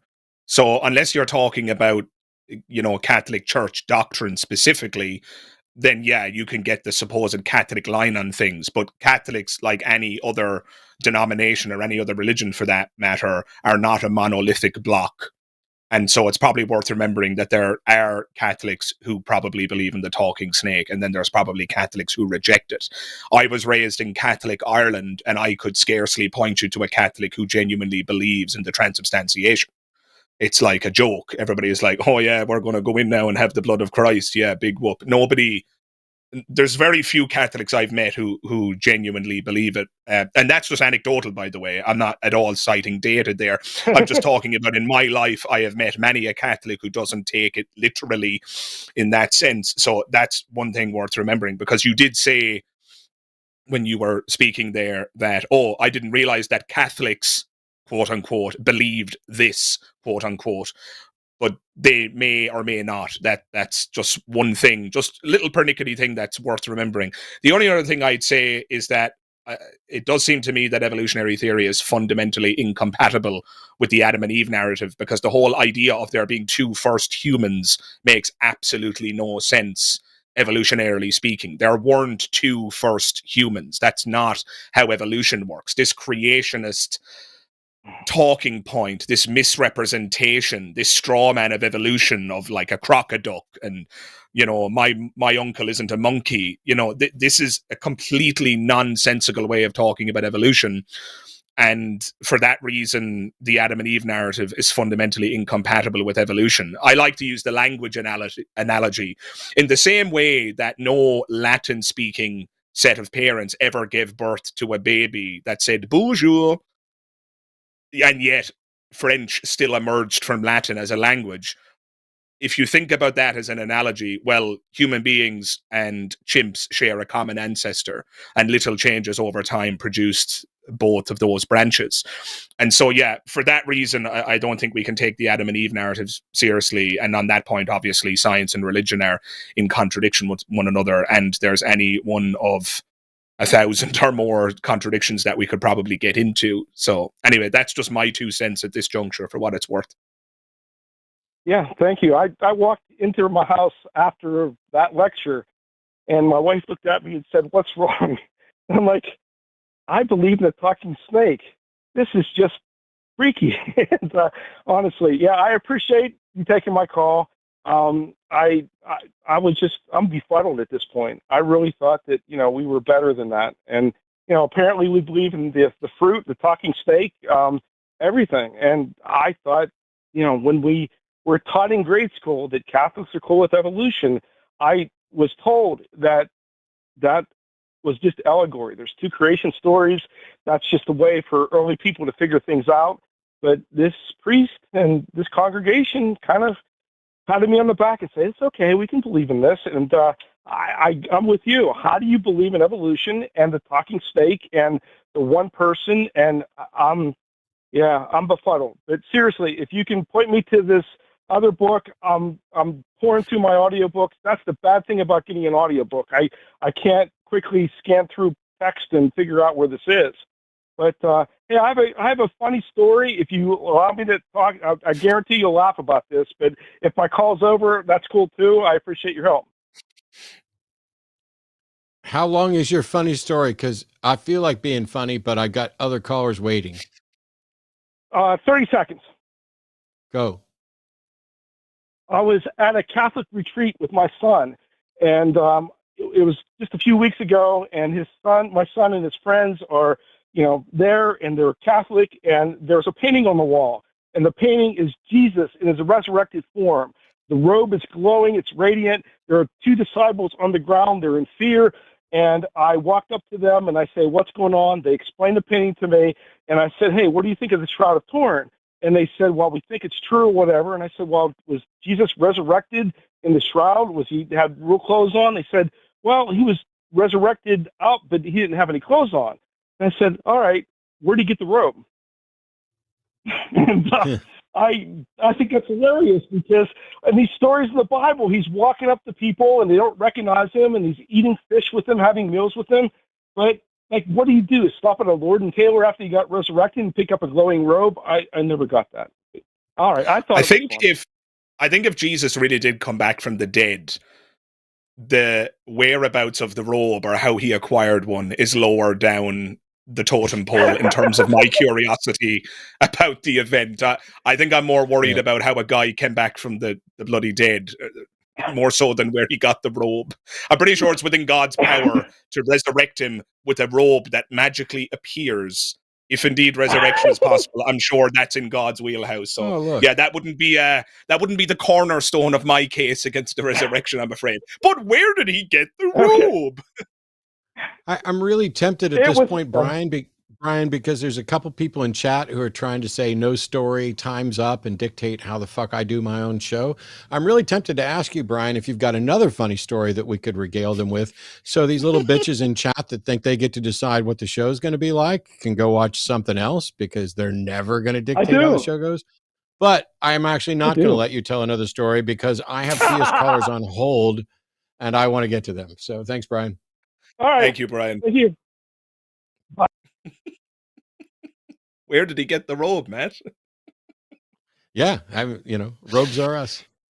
We have Ron in Arizona, pronouns are him, who's a theist who wants to talk about the Kalam cosmological argument. So welcome. Yeah. Hey, good afternoon. Thank Hello. How you guys doing? Not you hear me? bad. Too bad. Yeah, you're Yeah, a little quiet, muffled, and scratchy, but I think it's going to get better. Go ahead. Yeah. Okay. Yeah, because my phone is pretty beat and it's not too good. If it's not good enough for the show, you can dump me. But sorry about my phone. Let's see what we can do. Not the Kalam argument exactly, but cosmological argument in general. Like the first couple of premises.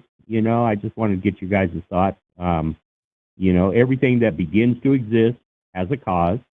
The universe began to exist, therefore it has a cause.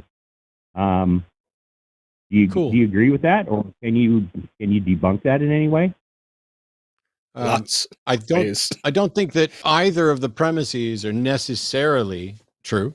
I think the first one, that everything that begins to exist has a cause for its existence, is intuitively accepted. The problem is that doesn't mean that it's absolutely true. But whether or not the universe began to exist is still an unknown. The universe, at a minimum, Big Bang cosmology, which is the best description that we have for the observations that we see right now, is that the universe changed state. But what state it was in prior to that is an unknown, and it's something we can't explore. We can't go back beyond the Planck time. We don't know what it means if Big Bang cosmology has time beginning at that moment of change, that moment of expansion. Then there was no time prior to that, which means there was no time where the universe didn't exist. We just don't know anything about it and aren't able to investigate it. But the Kalam cosmological argument, which you've presented perfectly, which is everything that begins to exist has a cause for its existence. The universe began to exist, therefore the universe has a cause for existence. That's the conclusion. It doesn't say anything about the nature of that cause. Is it a multiverse? Is it some explanation that we don't know about? There's nothing about it that demonstrates that cause must be a thinking agent that exists outside of space and time. And moreover, if God exists outside of space and time, that doesn't make any sense. How can something exist outside of time? Because existence is necessarily temporal. If something exists for 0 seconds, that is functionally identical to something that does not exist. So I see why the Kalam appeals to people to say, we need some explanation for the universe. I just don't see that. Even if you accept that, I don't see how you have an explanation for the universe. We're still in the, I don't know. Do you accept it, Ron? Do you accept the Kalam? Do you believe that it's valid and sound? I do, and let me respond. You said I'm not sure exactly what you said, but if something, well, this one point anyway. I heard what you said. I'm sorry, I didn't mean to say it that way, but that's all right. Go ahead. If something, you said something, we can't say that something exists outside of time. Well, yep. If there's a cause for time, aren't we saying that that's something outside of time? No. And even, well, I don't want to speak on behalf of Bill Craig, but there is within temporal mechanics in these unknowns, the idea of simultaneous causation, that if time begins to exist, whatever the reason is that it began to exist right there is exactly and I'm not going to get the word right, exactly at the same time, the same instant as time beginning. But what I was pointing out is we don't know. We don't have any way to explore prior to the Planck time. And so it could be that time and everything began to exist at some instant, or that there's a multiverse and it spawns universes, and the time for our local universe is different from some meta time. Like if I had a program with Sims running in my computer, their understanding a concept of time starts whenever I launch the game, but that's a separate time from the time in this universe. And since we can't explore outside of our universe, we can't explore before it, we can't explore outside of it, we don't know if there's a multiverse that bubbles up universes all over the place and they all have their own time. And then there's some grander meta time. We have no way of knowing that. Ron, why do you believe that everything which begins to exist has a cause? What evidence do you have for that premise? Literally everything. So give me an example. Give me one example of something beginning to exist that has a cause. An apple. Okay. So do you realize that that's not actually something beginning to exist? An apple is just a reorganization of existing matter and energy. So there's no true beginning to exist that's happening there. So, take the example of a chair. Like the wood already exists. It came from the tree, or the tree grew out of the ground, and it grew out of the ground because of energy that existed before that, and so on. Everything, when you say everything in our environment is just a reordering of existing matter. So wouldn't it be fair to say that you're engaged in an improper inference? Translated, what you're saying, Ron, is that all around us, there are things that are being reorganized into things that we then relabel. So what we call a pile of wood on the floor is different from the chair that we assemble that wood into. The chair didn't begin to exist. It's just that we put a label on the chair that separates it psychologically from the pile of wood that's on the floor. So isn't it an improper inference to go from all of those examples to therefore the universe must have had a beginning? Because that's a different kind of beginning. What we're talking about when we talk about the universe is matter going from a state of non-existence into a state of existence. So you don't get to appeal to the matter that's all around us, that we're continuously recycling and reusing and reordering and rearranging in order to infer that the universe had a cause, because those are two very different kinds of beginnings. One of them is just a reorganization of matter, and the other is a beginning of matter because it didn't exist previous to that beginning. So that line of evidence, Ron, doesn't work. Do you understand the point that I've just put to you? Does that make sense? Yeah, no, it does. And when I said it, you wanted an example of an apple, and of course that's a weak example for what we're talking about. I think what you're saying is that you're speculating, of course. You're saying that I'm not speculating. Everything I just said about the reorganization of matter is not a speculation. I think that this is, in fact, the case. Right, but talking about the origin of the universe, okay? Are you speculating? Now I'm going to question it because maybe you're not. Are you speculating that perhaps the singularity was simply a reorganization of some previously existing material? That would be the true inference. Now, I'm not saying that that's the case, but if you want to be consistent in your inference, then you have to say, well, everything around us is the reorganization of pre-existing matter. So therefore, the universe must be the reorganization of pre-existing matter. And so then we don't have an actual case of something beginning to exist. We just have a case of something being reorganized into something else. Okay. Which means that the Kalam is a huge problem, because the Kalam seems to be talking about beginning to exist in the sense of something going from not existing at all to existing. So going from nothingness to somethingness. Whereas all of the examples, your words, everything serves as evidence for the first premise. Well, no, it doesn't. everything around us only serves for evidence of the idea that things go, that things begin to exist in the sense that they are reorganizations of existing matter. So you can't actually use that as evidence for the universe beginning to exist out of nothing. That doesn't follow. Okay, so, but still, there's no but still. There's no but still. The first premise of the Kalam doesn't work because of what I just said. You cannot, unless you have some other evidence. Do you have any other evidence to support premise 1 of the Kalam? Because we don't actually have things around us that are beginning to exist in the sense that you're alleging the universe began to exist. So you cannot, by extension, use the things around us as evidence for the universe beginning to exist. And furthermore, I'll just say one last thing. Even if everything around us was beginning to exist in the sense that the Kalam means, even then you would still be in fallacious territory.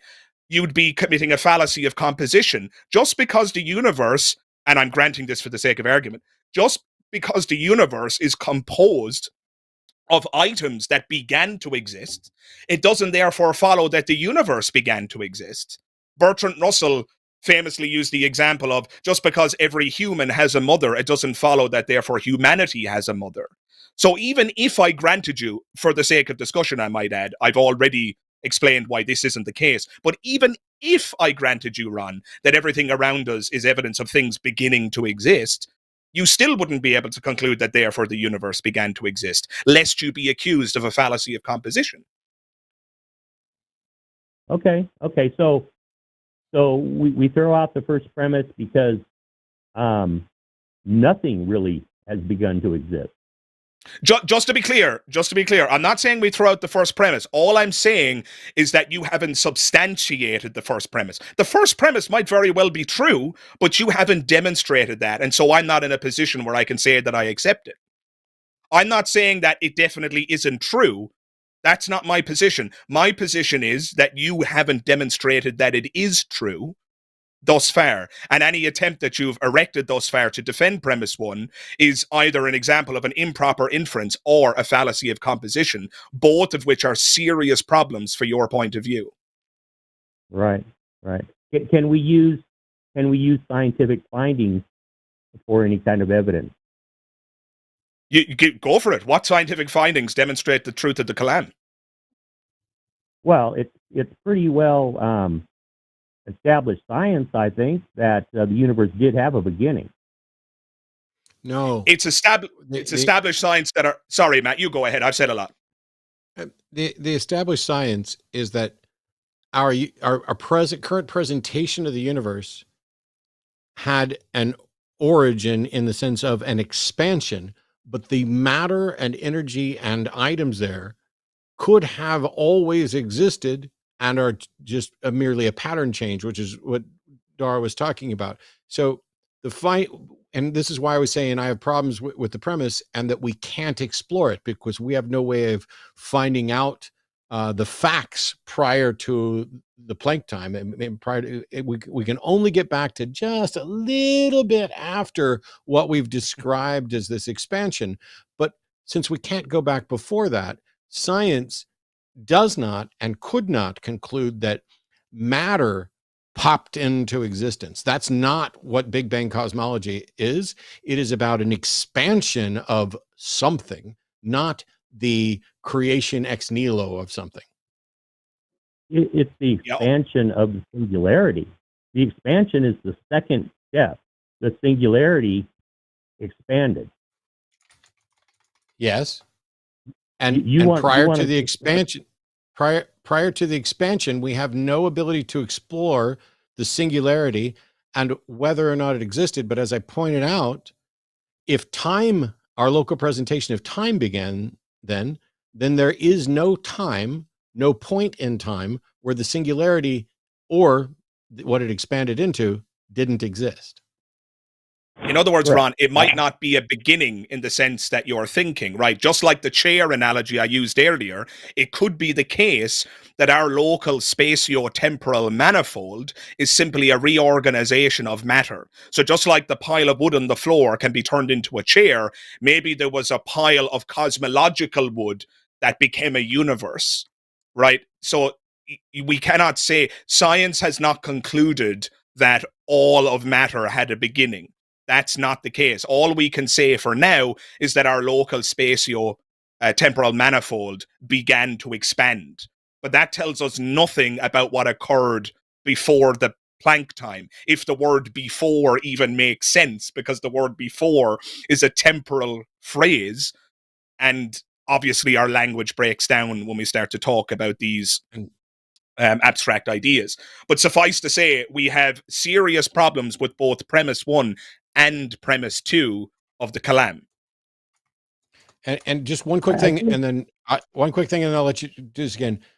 Scientists are moving slightly away from the language of the word singularity because it doesn't necessarily communicate accurately what the model describes, because what the model is describing is an incredibly dense and hot state of everything.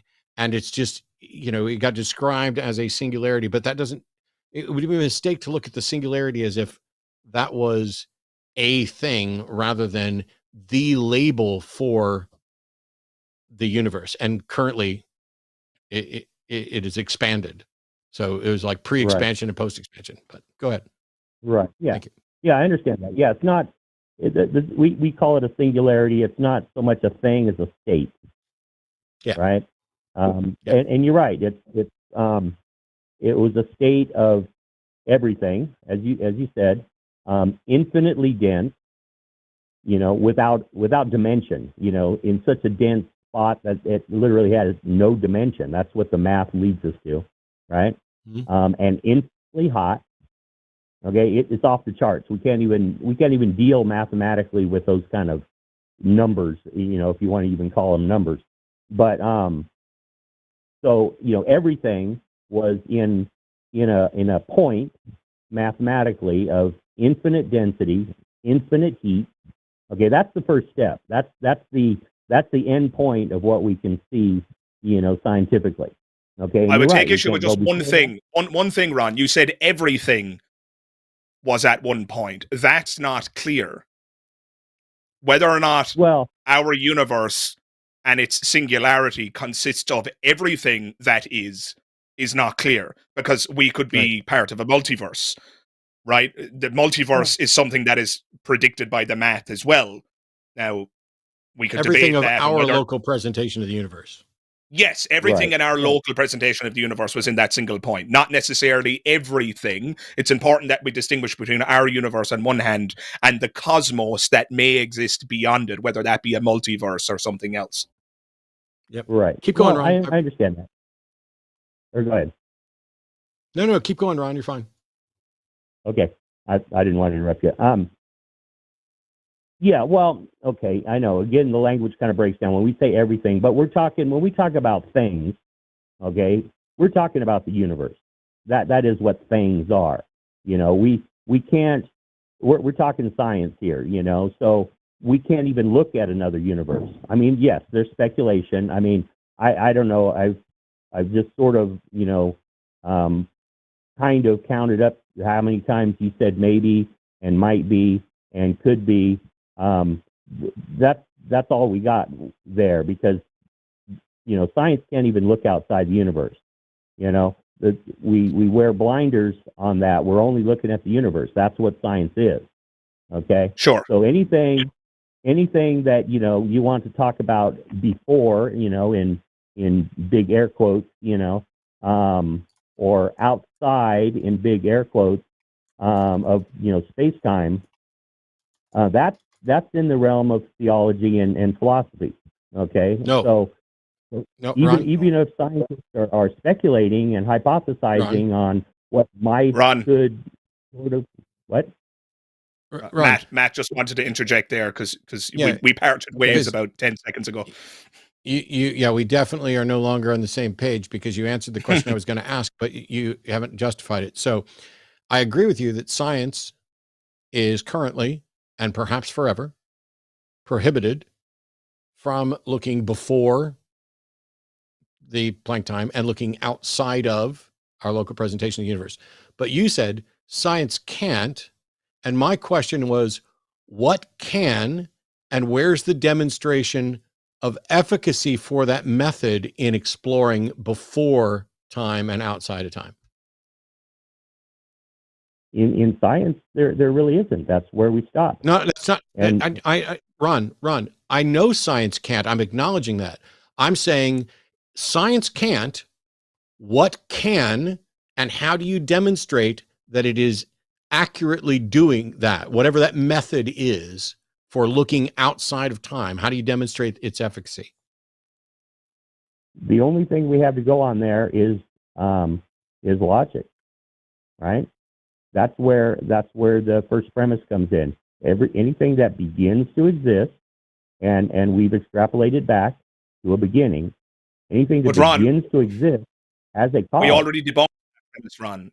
Yeah, you can't say that the first premise is logical when your evidence for the first premise was things that don't in fact begin to exist. There are things that are merely rearrangements of existing matter. So your inference from the objects around us to the universe is a flawed inference. And furthermore, even if it weren't a flawed inference, if these things really were beginning to exist, need I remind you, this would just be a fallacy of composition. So logic, in fact, doesn't get you there. Logic reveals that your first premise is untenable.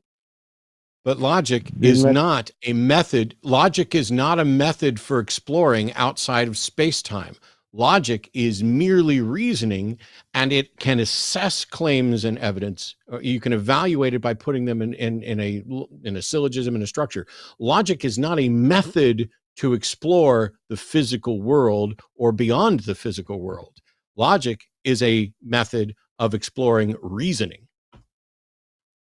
Okay, you're right. That's true enough. So what method exists for gathering information outside of space-time? Okay, well, first, let me say two things. I'll answer that in a second. First, let's rephrase, and instead of saying everything that begins to exist needs a cause, let's say that every effect requires a cause, right? Okay, so let's say the singularity or the expansion. That's not necessarily true, but I don't know what it gets us, but keep going. Okay, it might not be necessarily true, but I would ask you for an example of that. But stop, Ron, stop. That's not how it works. It's not, hey, you have to prove me wrong, and until then I'm right. I already mentioned concurrent causality as one proposed thing. And so there may be effects that precede cause or effects that are independent of cause. We don't know. The world is incredibly weird. What I'm saying is you cannot assert that all effects require a cause, because that you would have to demonstrate. And you don't get to say that it's true until I prove it wrong. That's not how the burden of proof works. So we're back to the question that I asked, which is, what methodology exists for gathering information from outside of space-time? Well, I don't know. You're talking about you're talking about possibly other versions of time, other universes. No, we're not. No, Ron, we're not. No, with respect, this is something that we need to nip in the bud. You seem to be under the impression that we're tabling as legitimate possibilities that there's a multiverse or that there's meta time or something like that. We're not tabling those as formal possibilities that we are tethered to or that we believe in. We bring them up because your position necessitates that those things not be true. For your position to be taken seriously, we have to rule out some of those things. So I'll give you one example of something that you'd have to rule out. You would have to rule out an infinite past, right? So if the universe has just always been, now I'm not saying it has always been. Please notice, I'm not claiming that it's always been. But for your position to be true, for God to be the thing that brought the universe into existence, then it would have to be the case that at one point the universe didn't exist and then it was brought into existence by God. So when I bring up the possibility of an infinite past, and again, I'm aware that language breaks down because metric time certainly seems to have a beginning insofar as our inflation is concerned. But again, whether or not that's the beginning of all things is the question here.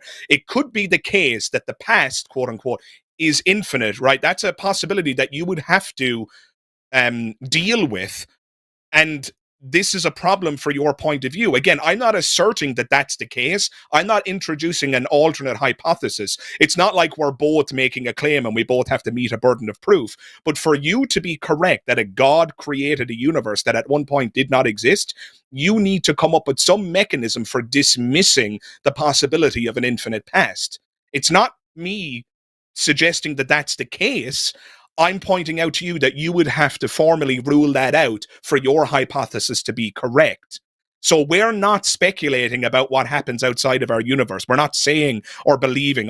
My view is I don't know. Like Matt said, I don't know what's outside our universe. I don't even know if that statement is coherent outside the universe. What the hell does that mean? I don't know. But you're the one saying that a God is responsible. So for you to stick to that proposition, you have to contend with alternative hypotheses like the infinite past. At the end of the day, you presumably believe that your God has always existed. Why can't someone say the exact same thing about the universe or the multiverse or what have you? That's the point that's being raised here. Matt and I are not, just to be absolutely clear, we're not claiming to know or we're not claiming any belief proposition at all about origins or about what's outside the universe. You're the one who's doing that, which is why Matt keeps asking you, what is your methodology? That methodology would not only have to demonstrate God, or at the very least it would have to disprove an infinite past. That's why Matt is asking you that, and you don't appear to be giving an answer to that. But apologies for the lengthy interjection, but I just wanted it to be absolutely clear, because you seem to have said that twice now, that we're not actually positing a belief statement here about what's outside the universe or how it started. Unless I've put words in your mouth, Matt. I hope I haven't, but that's certainly my position. Go ahead, Ron. No, I think you maybe just misunderstood. Where I was going with that was, I was just turning the question back. Okay, how do we study those things? Okay, but let me make a couple other points too. First of all, I didn't mention God. You did. Okay, I'm just talking about a cause at this point. As far as ruling out an infinite past, we've already agreed that time began with expansion. Okay, I'm going to mute you. Did you not call in as a theist? Right, Ron. It says here you're a theist and that you found the Kalam compelling. Are you suggesting, because if we've made a terrible mistake in that you don't think that the Kalam supports God belief, I'll apologize. But if in fact you are a God believer, and our reasonable inference from hosting a show where people call in to defend their God belief was to reach that conclusion, then I think you owe us an apology for suggesting that we were overreaching. Are you in fact a God believer? Well, yeah, absolutely. I'm just saying I haven't got that far. Absolutely. So why the fuck did you just do what you did? Why?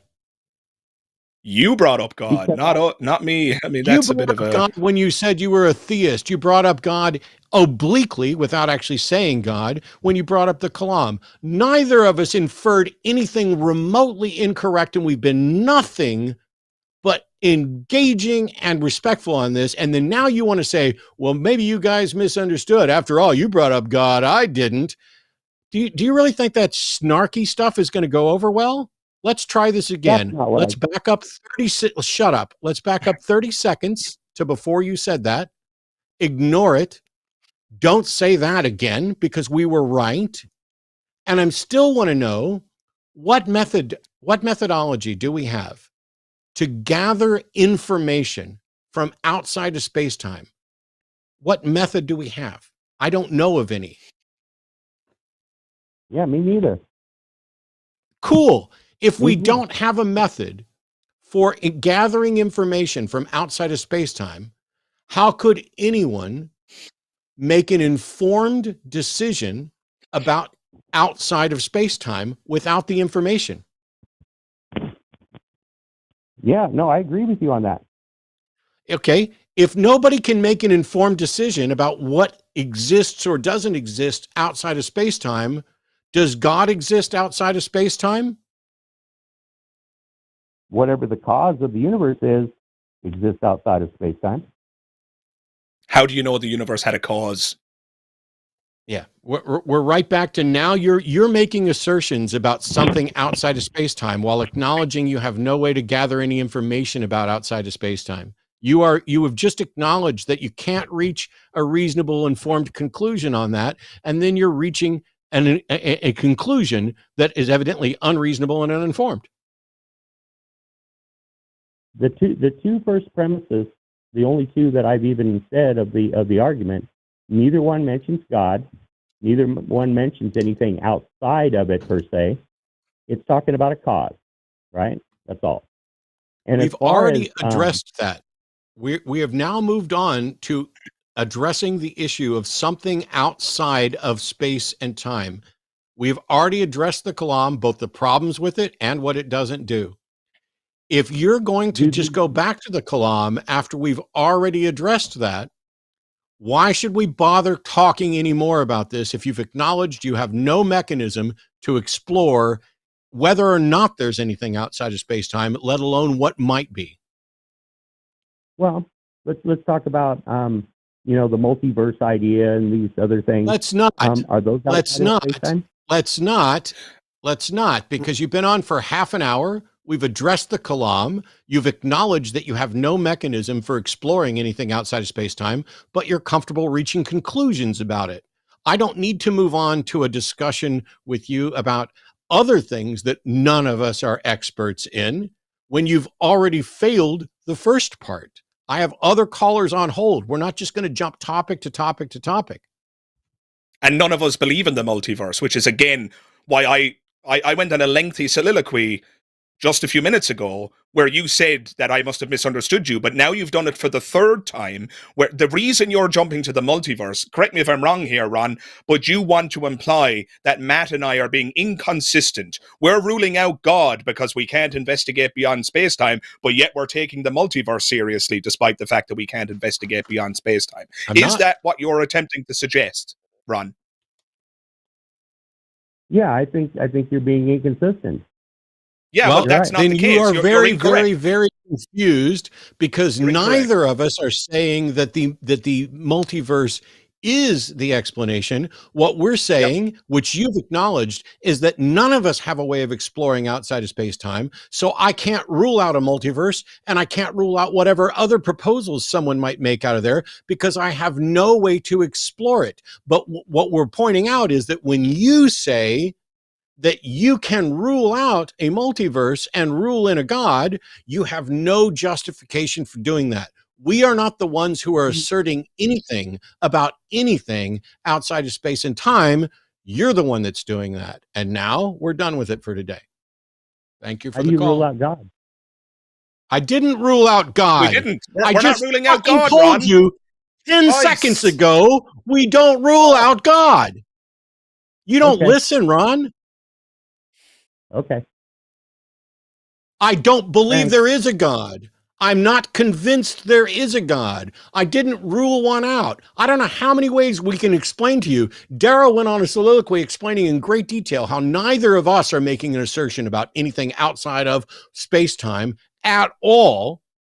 And now you're asking us, how did you rule out God? I didn't. There's no reason to rule it in. You have all of your work in front of you before God is eligible to rule in. I'm sorry that you are willing to be irrational and rule things in when you have no way of gathering information or reaching an informed conclusion on it, but we're not doing it. And at the end of my soliloquy, I might add, you accused me of having misunderstood your position. No, sir. No, sir. Hang on. Daryl, hang on. Did you just say, so God is possible? Isn't that what you just said? No, it's not what I just fucking said, Ron. I did not claim that God is possible. I have no idea if God, any particular God, is possible or not. You are so desperate to paint us in a way that you can't listen and you can't think. I did not say that God is possible, did I, Ron? Ever. I said I didn't rule it out. Not ruling something out doesn't mean it's possible. Just like saying I'm not convinced that you're guilty doesn't mean I am convinced that you're innocent. Learn logic. Goodbye, Ron.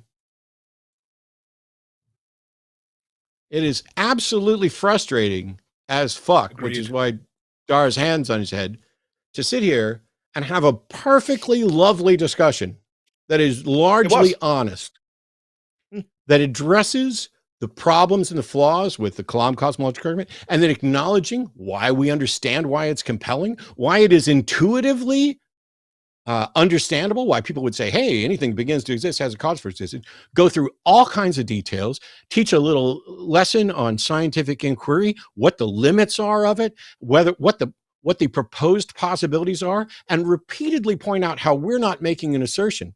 You ask me, why is there something rather than nothing? I don't know. If you think you do know, you need to demonstrate how you know. And if you acknowledge that you have no way of gathering information from outside of space-time, the only conclusion that you can make is, I don't know. But the problem is that Ron, like so many other people, doesn't understand that, oh, wait, you called yourself an atheist. Atheists are people who are absolutely asserting 100% certainty that there is no God. No, it's not. Atheists are people who aren't convinced there's a God. Some of them may have ruled out gods, and they may be irrational. I call atheists out left and right on these programs too for irrational stuff. We did it at the beginning. Many atheists actively believe there are no gods. Depending on the definition of God, I may actively disbelieve in a particular God. Does that mean I've ruled out every God or every possible God? No. Some things are unfalsifiable. If you come up with an unfalsifiable proposition and I claimed I falsified it, I would be an irrational buffoon and you would have every good reason to call me out for it. Just like I call out deists for claiming to have detected the undetectable. But when you sit here and I say, I haven't ruled out God, and you then say, so God's possible. No, possibility must be demonstrated. Impossibility must also be demonstrated. If you've reached the conclusion that something is possible or impossible, it is the result of becoming convinced that that is the case. There is a burden of proof on the statement X is possible and a burden of proof on the statement X is impossible. I don't know which is the case for whichever God you're actually advocating for. But what I do know is that you, Ron, me, and Dara all agreed that we don't have a method to explore outside of space-time to gather the very information we would need in order to reach a conclusion about what is possible or impossible outside of space-time. The very notion that you want to declare possibility or impossibility after acknowledging you have no way of exploring it demonstrates your irrationality and the problem with the line of thinking you're engaged in. It's why you find the Kalam compelling, even though the Kalam, as you seem to be aware, as I've pointed out many times, does not reach the conclusion that a God exists. Those are all things that are added in after. Anyway, we have more callers, and we're going to be getting to them here in just a minute. But as a reminder, thank you, everybody, for tuning in. We've closed the phone lines, but we are going to get to the four callers who are on there now. So Megan, Dredd, Kevin, and John, we're going to do our best to get to all of you and give you time, which is why we're not going to sit here and spin our wheels going in circles. In the meantime, as a reminder of all the things that are coming up here on the Line Network, tomorrow will be Skeptalk with Shannon Q and Will McSee. Tuesday will be Chewed Gum with Arden Hart and Stacey Gron. Wednesday, maybe the hang up with me and he was Framer. I'm so looking for it, but I might have to postpone that. And then Thursday, Arden will be on Transatlantic Call-In Show with a guest that we're not going to tell you about right now. But here we go. Kevin is calling from Australia. Pronouns are he, him. He is a theist who says that I'm hoping this call screener got this right. Kevin, you say that consciousness is proof of God. How so? Well, I think it's as close to proof as you're going to get. I say hang on. Okay. Hey, Kevin, hang on. I've paused you and muted because I want to make sure this goes well. And I'm probably still a little riled up from Ron. So when you say that consciousness is proof of God, that's different from saying you think consciousness is as close to proof as you're going to get. Because what if the closest to proof you're ever going to get is still completely not proof and not warranting belief? So what we're going to need you to do is make your case and explain why you think this demonstrates God. There doesn't need to be any grandstanding about, this is the closest to proof as you can get. Yep. it should be compelling. So go ahead. Okay, so you talk about evolution in the context of natural selection and how humanity evolved over 11 billion years or whatever, and that's a great argument. But there is no reason why consciousness should have evolved randomly. That's my point. Whoa. And I think it's a fair. So that you're asserting that there's no reason why consciousness should have evolved through the normal natural process of evolution. How do you demonstrate that that shouldn't have happened?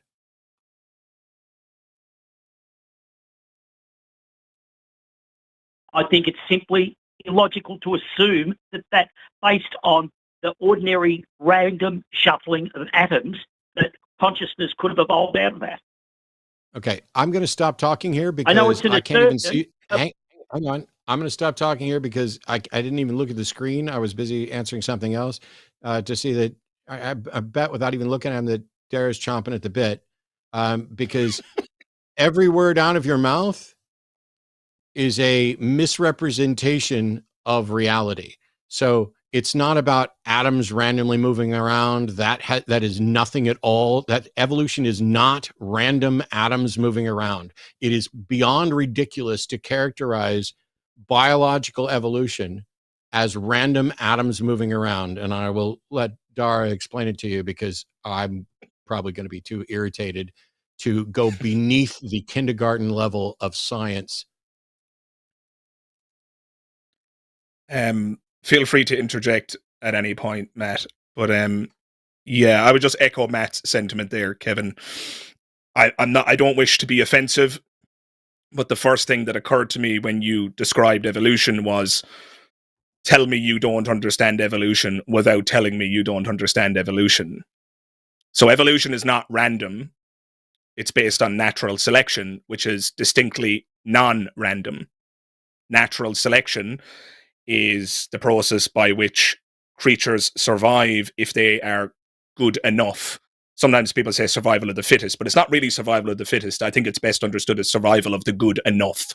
If something is good enough, it will pass its genes into the next generation. And that process is distinctly non-random, Kevin. So your description thus far of evolution reveals a lack of understanding about evolution. And that's a problem when evolution and your understanding of it appears to be pivotal to your argument, because your overall claim here is that evolution couldn't possibly have produced conscious creatures. And yet here we are, conscious, and the product of evolution. Now, that's not me claiming to know how it happened. It's called the hard problem of consciousness for a reason, Kevin. And that's another huge problem I have with this whole argument before you've even gotten it off the ground, because I worry that we're just drifting very quickly towards a God of the gaps argument. I'm also concerned about your description when Matt asked you, how do you know that evolution couldn't have produced consciousness? Your response was to say, well, that just doesn't make sense to you. So I'm also tempted to accuse you of an argument from ignorance fallacy. It's kind of like saying, I don't know how this could have happened without a God, therefore God. And that's hugely problematic, Kevin. So those are just some basic thoughts for now. But yeah, feel free to respond, or Matt, if there's anything else you wanted to add. Because I don't want. Yeah, this is a tag team thing. So Kevin, if let's say, Kevin, do you accept anything about evolution, like changing allele frequencies over time? And sorry, what? Yes. Okay. So you're fine with us having common descent from other creatures, like you and I are both great apes. Yes. Cool. At some point in our ancestry, there was some creature that we wouldn't describe as conscious, right? Well, yes. Okay. And at some point, I mean, I'm here and I'm conscious, and my ancestors were. And so what you're saying is that can't happen without intervention from something beyond the natural physical processes of evolution, right? Yes. What evidence do you have that this cannot happen through those processes? None. Cool. Then you've just acknowledged that you don't have a good reason to believe that it's not possible.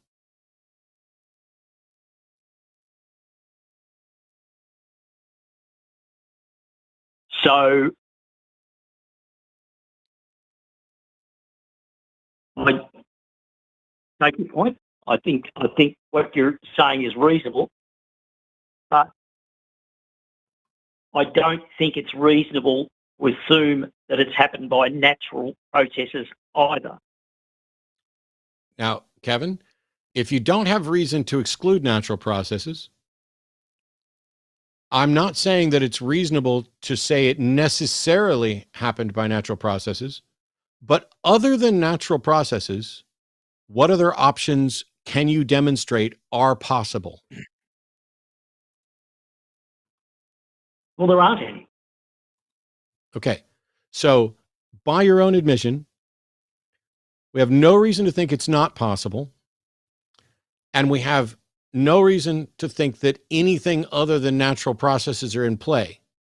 So I would say it's a reasonable inference to suggest tentatively that natural explanations are more likely to be the correct explanation, essentially since there are no other known possible candidate explanations. But even if it's not correct or not reasonable, we can always just say we don't have an explanation for consciousness.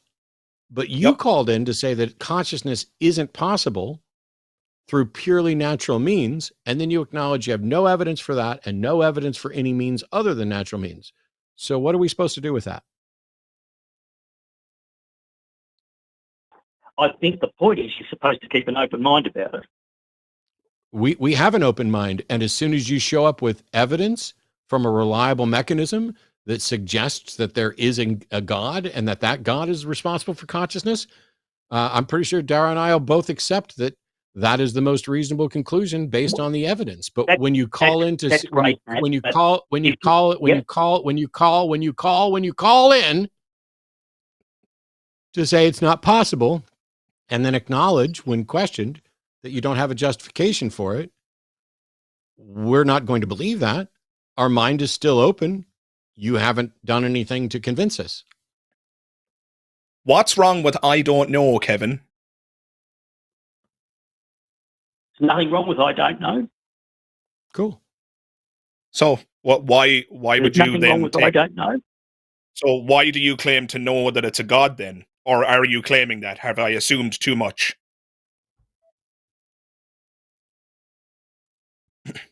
I think it's as reasonable as an explanation as saying that evolution did it. Okay. Wow. Here's the thing. How can the claim that a God did it be just as reasonable as the claim that evolution did it when you've already acknowledged you don't have evidence of that God or that mechanism, and you only have evidence for natural? How can one thing that's got a bunch of evidence for it be just as reasonable as something else that has no evidence for it? How can those two things be considered just as reasonable? Sure. So where is the evidence that evolution led to consciousness? We're not saying that, Kevin. Wow. It's you were doing so good listening. You were doing so good listening. So we have consciousness. We need an explanation for it. Please list the candidate explanations for consciousness.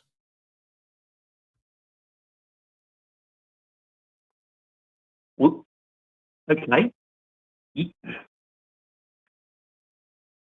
Okay. God let did it? me make this a little more clear, Kevin. If we find a dead body, we need to explore and say, hey, what are the potential explanations for this dead body? And so when I say list the candidate explanations, you list all the things that could have resulted in that dead body. We have consciousness. We need an explanation for consciousness. Can you list for me the potential explanations for consciousness?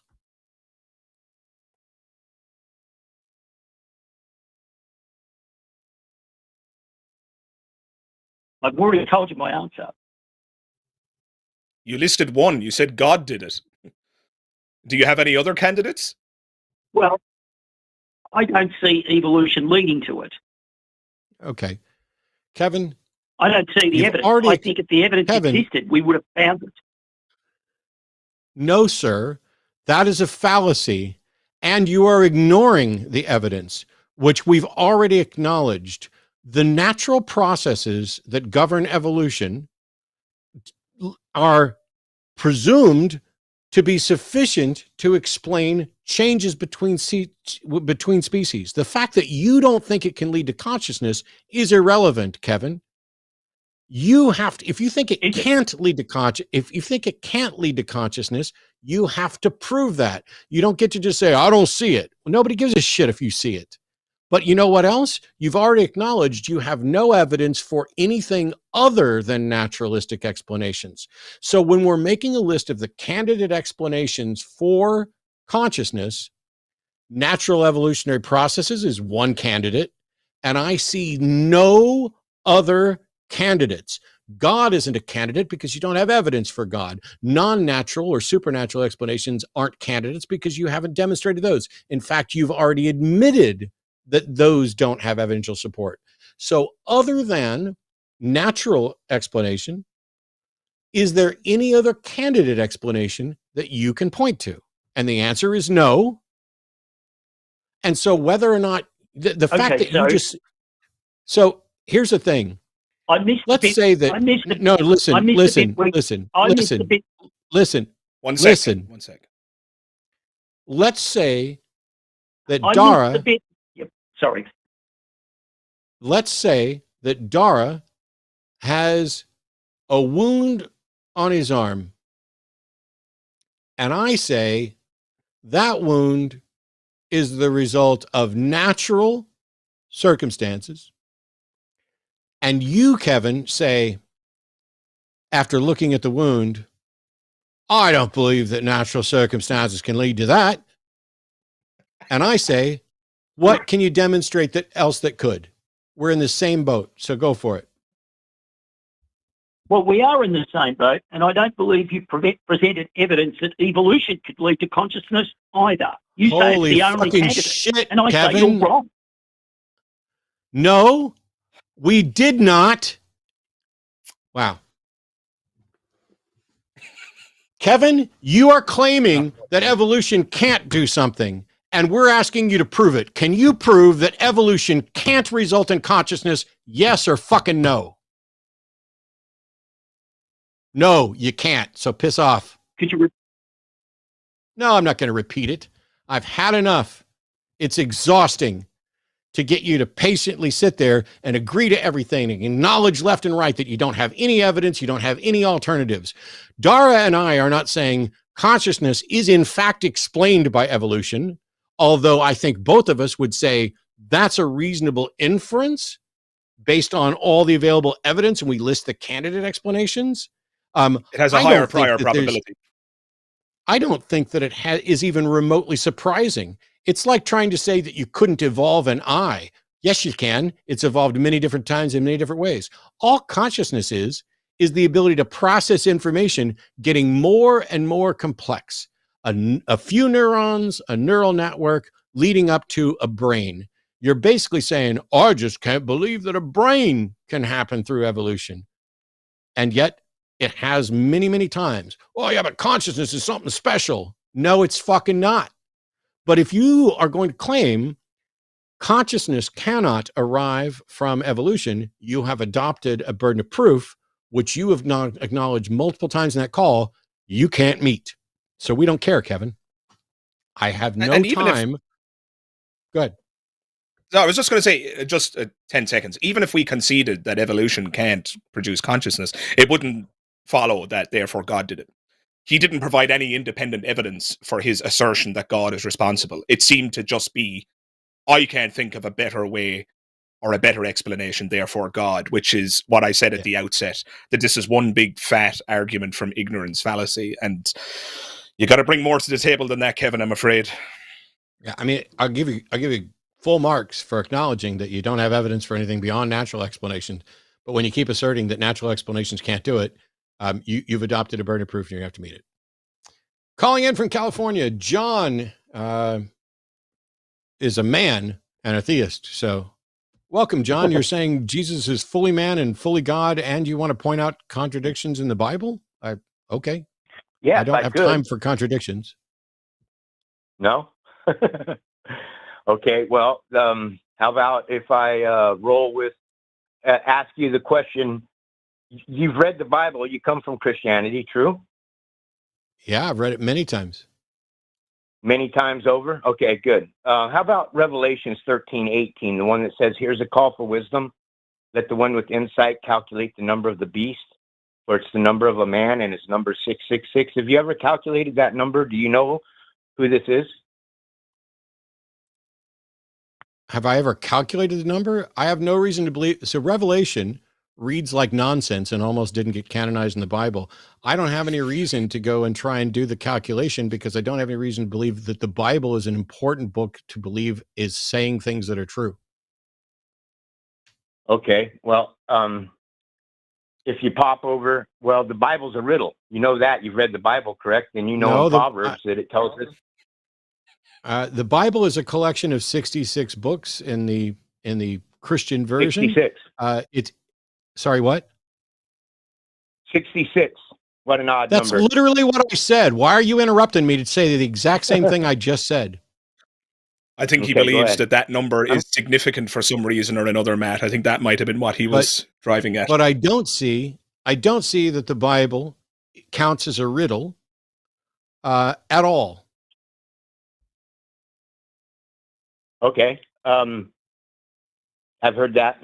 Can I maybe share my theology then with you about how I feel the creation story? If you give me 5-6 minutes to throw some parables out and make some connections between Revelations and Genesis. I could never prove to anybody that God exists. Okay, John, so you can't prove that God exists. So why should we care about your personal interpretation of the Bible? We're not interested in a sermon, John. Yep. If you can't prove what you're saying, with respect, you can't prove what you're saying, why should we care? We're looking for evidence. I feel that there's been a disconnect between what's being said in the Bible. I felt that if I could prove to you that the God Jesus that everybody's worshiping on this plane of existence was the devil, then it would seem that atheists have turned from worshiping the devil because I can prove that Jesus is the devil as far as what a devil is in the Bible. God. No, you can't. Well, you can't prove. Yes, I you can't prove anything. Give me 5 minutes. No, you can't. Give me 5 minutes. No, you can't, John. No, you fucking can't. You won't let See, me. this is your personal. You're right. I won't let you. Keep talking at you until you cowardly hang up and whine all day. Your personal interpretation of the Bible is only relevant if you have a way to demonstrate that it's true. The fact that you can come up with a narrative that is consistent with a take on the Bible is irrelevant if there is no God and there is no devil. It doesn't matter whether you can spin Jesus as the devil. I've done this before, because if you go right back to Genesis, the serpent, which a lot of Christians identify as the devil or Satan, is never identified as the devil or Satan. It is cursed by God. It is not the devil or Satan in the actual text. And the serpent is the one that tells the truth, but it's a storybook. So why should I care what your personal take is on a storybook? I only care if it's true. Well, what I share is true. It is true. It can't be denied. True? What's true? Want to bet? This reality construct, that man that was created on the 6th day of creation, if you look at the word image, it tells you what's true, that man created. I'm trying to tell you. You're asking me what's true, and I'm telling you that the man that's created on the sixth day of creation is created in an image. That's what they tell us. Now, an image can't exist, and this is a good argument for the atheist. I go with this because Goodbye, John. the man. Goodbye, John. Excuse me? I said goodbye, John. Whether or not an image can exist is nonsense. When somebody says that a being is created in an image, it's saying it is made to be like something else.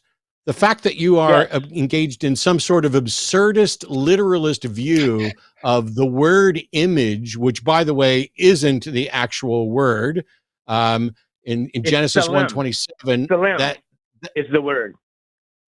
Salem. Yes. Yes. And it means illusion, resemblance. A resemblance does exist as a concept. Keep reading. It says I don't need to keep reading. I don't need to keep reading. It says it's an illusion. Okay, dipshit. The word Salem has multiple. Shut. You're a dipshit, and I'm getting ready to explain to you. I'm getting ready to explain here. I'm going to mute you, and you can sit there on mute until I'm done with you, and maybe I'll bring you back to say something, but I doubt it. The Hebrew language is limited, and so a word can mean a variety of different things. Just like if I say, "Wow, you're a bad dude." The word bad can mean a number of different things, including good, or it might mean like you're a badass or anything like that. There's a number of different things that are based on the context. And so Salem, the word that is used there as image, could be illusion, or it could be resemblance. It doesn't mean that this word means illusion and resemblance, you dipshit. It could mean illusion or resemblance based on the context. And so what you're trying to do is to say that you've found the one true context and it can't be denied. You're full of shit because you have no way of demonstrating that your personal esoteric garbage reading of the Hebrew is the true meaning that is actually intended. Anything you'd like to add? Sure, if you don't mind. Goodbye.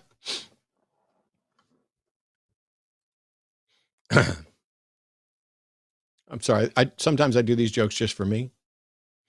That was wild. It's funny that somebody's going to get upset because they're just trying to help out the atheists. I don't need your help. The only help I needed was an understanding of the burden of proof and the nature of evidence. I don't need help from someone who thinks that they've confirmed that Jesus, as described in the Bible, is actually the devil, because I don't believe in the devil. And I don't believe in Jesus, and I don't believe in God, and I'm not stupid enough to think that because a word can mean illusion, that it necessarily means illusion. When you read things, you have to have some basic understanding of contextual clues in order to get the understanding there. And if you come up with an esoteric description where it's like, oh, I can prove to you it's undeniable. Well, the second you said the word that it's undeniable, you've lost, because I can deny it. And unreasonable people can deny stuff. Well, it's not deniable by reasonable people. Reasonable people, the overwhelming majority of experts who have read that passage in Genesis, which, let's see, Genesis 1:27, the image of God. Yep, there it is. Salem, shade. It means shade, which could also mean a ghost. Phantom. It could mean a phantom. Illusion, resemblance, a figure, an idol. Ooh, just because you're able to look up a Hebrew dictionary and find all of the ways that a word can be used doesn't mean that you can piecemeal them together in a different way. It reminds me very much of the problems with the English language. And there's a way to spell the word fish that really doesn't seem like it should work. And that is G-H-O-T-I. Now, if you put G-H-O-T-I up on the screen, people are going to be like, that doesn't say fish. Well, I mean the G-H as in the sound at the end of the word cough. The O from women. And the TI from pollution. Fish, GHOTI. And if I went around saying I discovered, this is exactly what he was doing.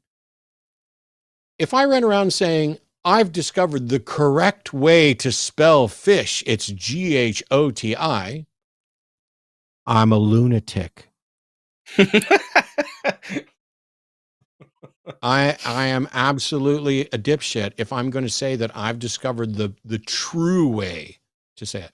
When you take Hebrew and go back and read the Bible and not engage in exegesis, trying to find the meaning that's in there and extract it as what the author intended or anything else, and you try and do that, that's exactly what you're doing. You are respelling Jesus DEVIL. And you could be right, but until you can demonstrate that you're right, I don't need you to call in and explain that to me any more than I need someone to call in and explain how the Deadpool Wolverine movie is going to set up a reboot with the X-Men, but it's going to have Charles Xavier and Magneto merged into one being. Okay? Because that's just not the way things are. All right. We got 2 more calls to get to before we wrap up here. Megan has been on hold for nearly 2 hours. Megan, pronouns of she, her, Maryland, an atheist, and I'm just going to shut up. So, Megan, welcome to the show. Thank you so much for your incredible, enduring patience. No problem. Actually, it gave me time to calm my nerves and think about how I want to say what I want to say. So, cool.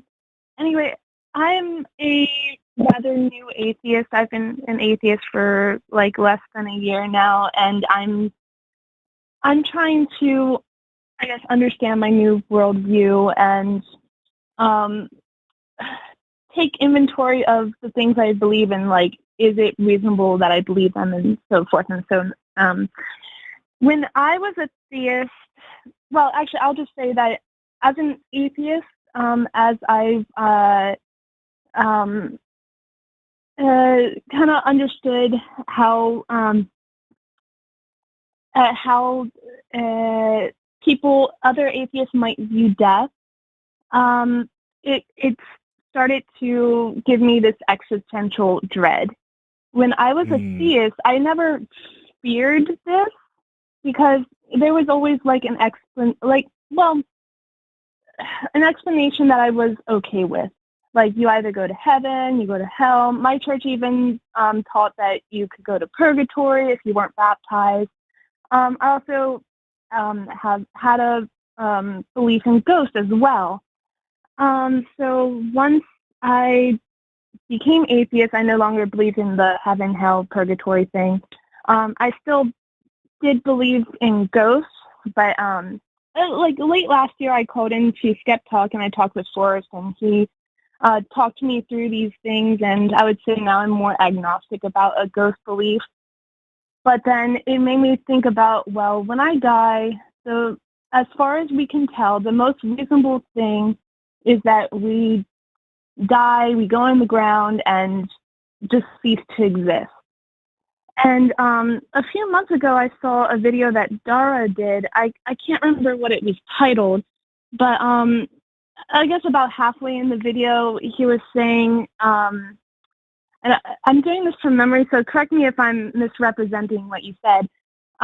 It was like we didn't exist billions of years before we were born. And so, that isn't a big deal for us.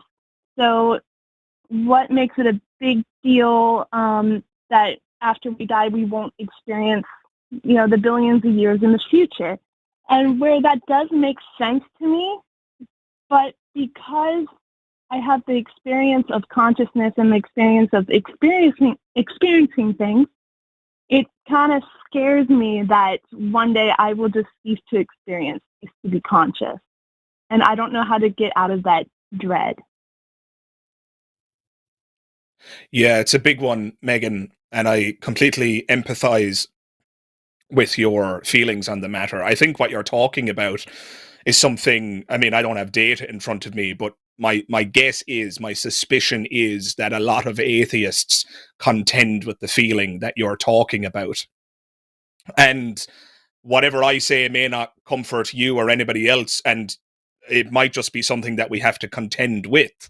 I remember reading once, I can't remember who said it, I'm ashamed to say that I can't remember, because I think there might be some wisdom in this, but atheism may in fact be for the brave.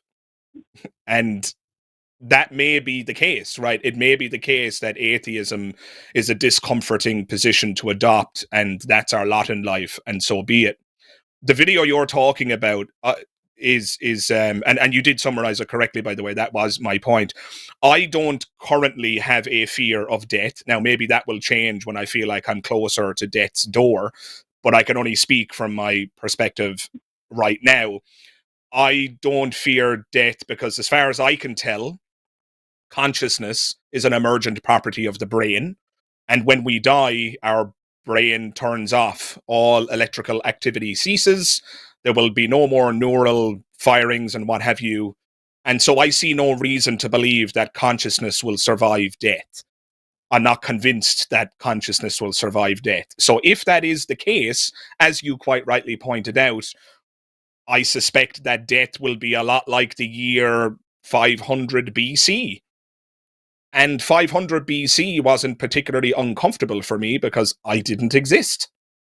As far as I can tell, I didn't exist. This may get into territory of unfalsifiability, because somebody could say, well, maybe you did exist, Dara, but you just don't know it, because when your life begins, all knowledge of previous existences is robbed from you, and so on, right? So I'm not saying that somebody can't get creative here with their mythology, but as far as I can tell, I didn't exist until 32 years ago. And if that is the case, I wasn't worrying about anything in the year 500 BC, so I probably won't be worrying about anything 1,000 years from now. If death really is the end of consciousness, then I don't personally fear that. Please notice that I'm couching all of this in ifs, because I'm not claiming to be able to falsify the unfalsifiable. But if death is really nothingness and we cease to exist, that just isn't something that frightens me, Megan. If it is something that frightens you, I totally get it, and I don't think you're alone. I don't think it's surprising that death is scary. I think dying is scary. I fear dying. Dying can be incredibly unpleasant, depending on the method of dispatch. I hope that I go to bed one night when I'm grey and old and I die peacefully in my sleep. But if I die in some other way, that's going to be long, drawn out, painful, and so on. That sounds like it sucks quite a bit. But death itself, it's not obvious to me that that is something to be feared. But at the same time, Megan, I'm not convinced there's anything that I'm going to be able to really say to you that's going to dissuade you of that fear. Some of these things are just subjective. I mean, if you and I went to see a horror movie together, it might scare the living daylights out of me, and you might think it's hilarious.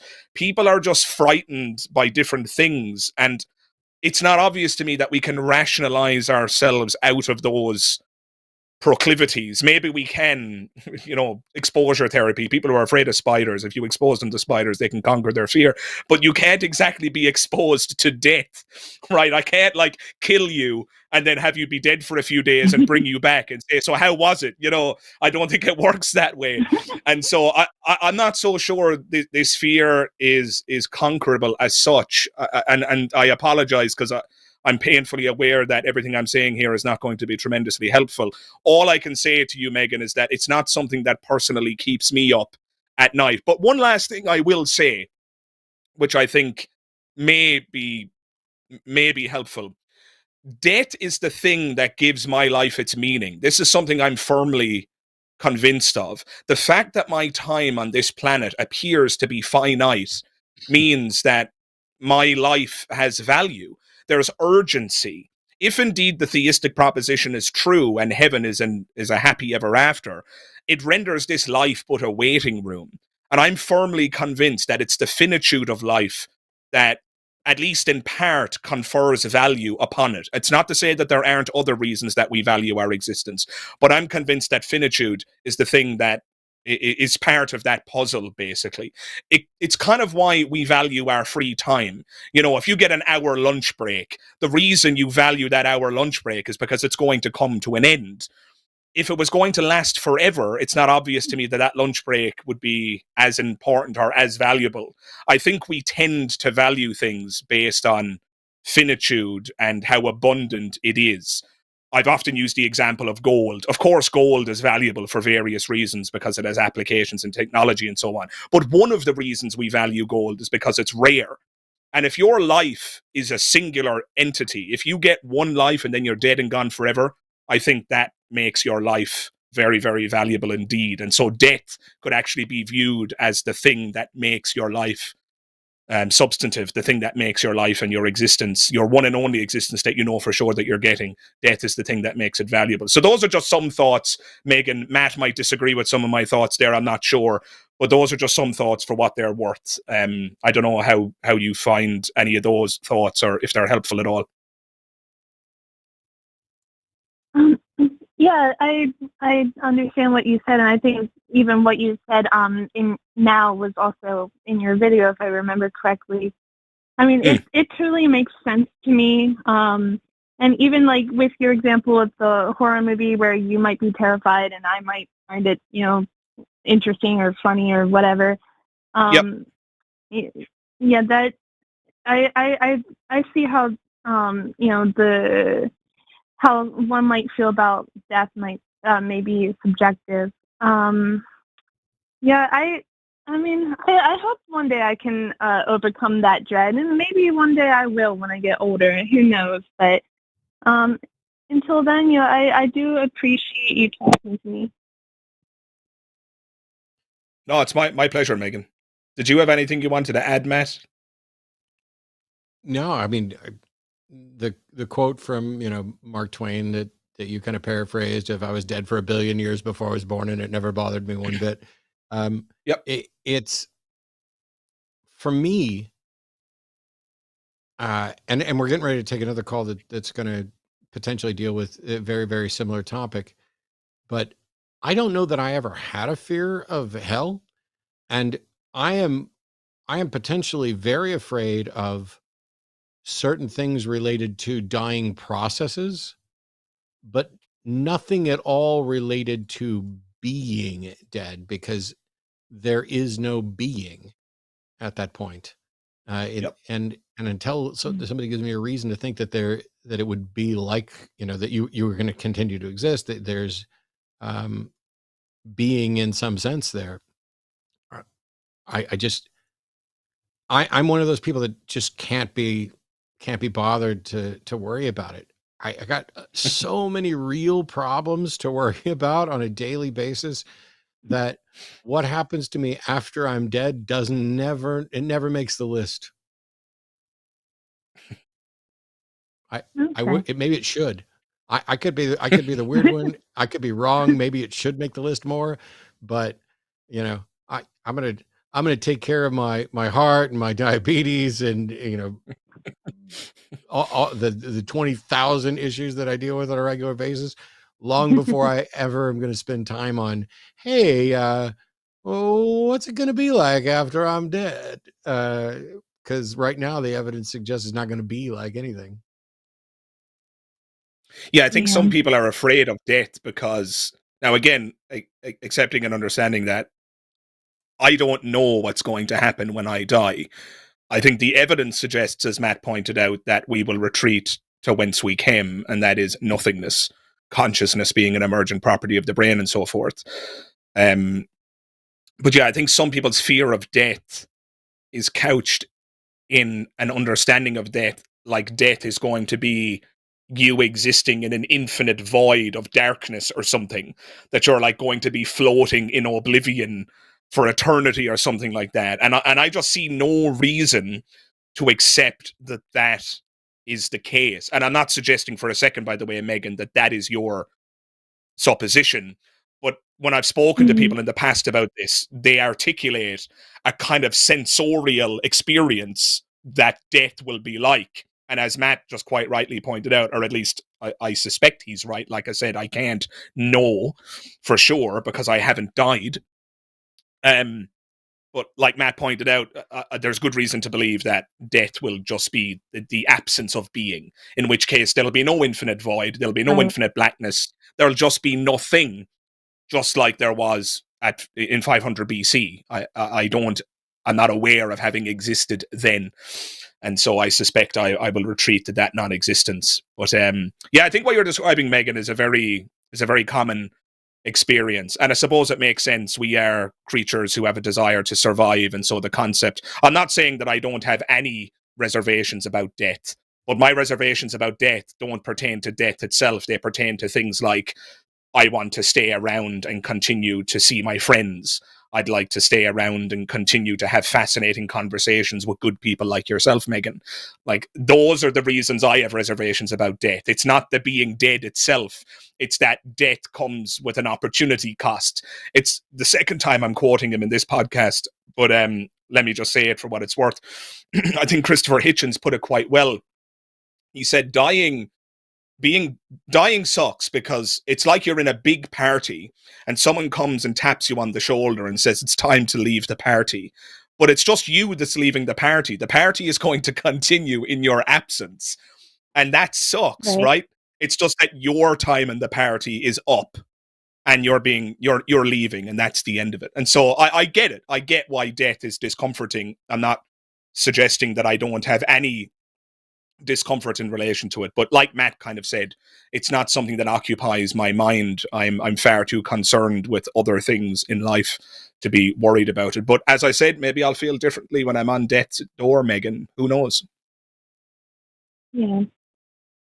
All right. Well, that all makes sense, and I think I definitely need to process all of what you said, and I guess perhaps I'll also go back and listen again.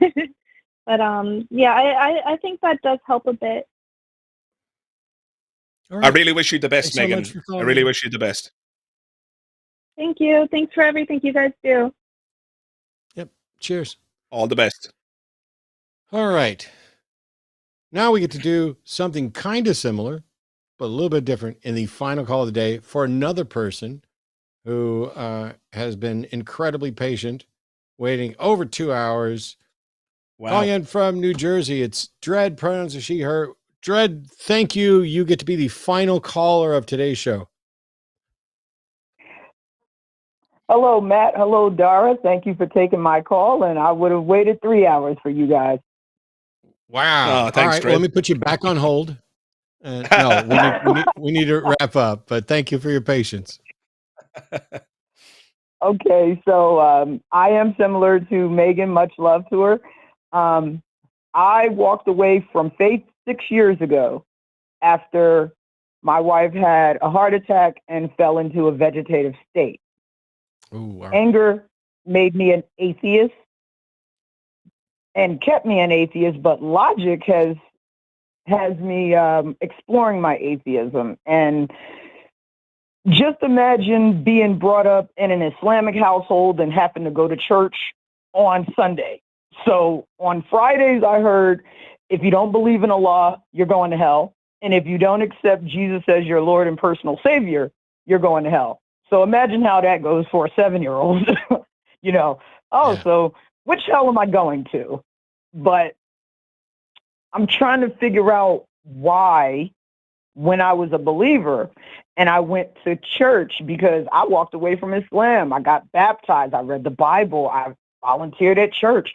I had no fear of hell, but my wife gets sick and my faith grows.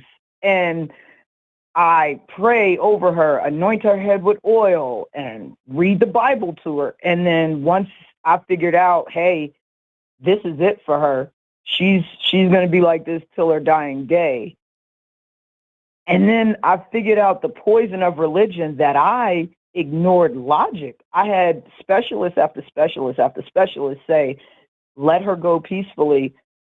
This is it for her. And I said, no, the God I believe in is going to heal her. This is what's in the Bible. This is what the whole family said. And just for a little bit of context, it is not easy being a Black LGBT atheist, because no one loves God more than Black people. But now I have this fear, even though it's illogical. Matt, I've listened to you for almost a year now. There's no logical reason to believe in hell, but it just won't go away. It will eventually. I know I can't say for sure, but it will almost certainly go away eventually. And we know that because we watch a timeline of people after they begin their escape from a religious mindset and the indoctrination.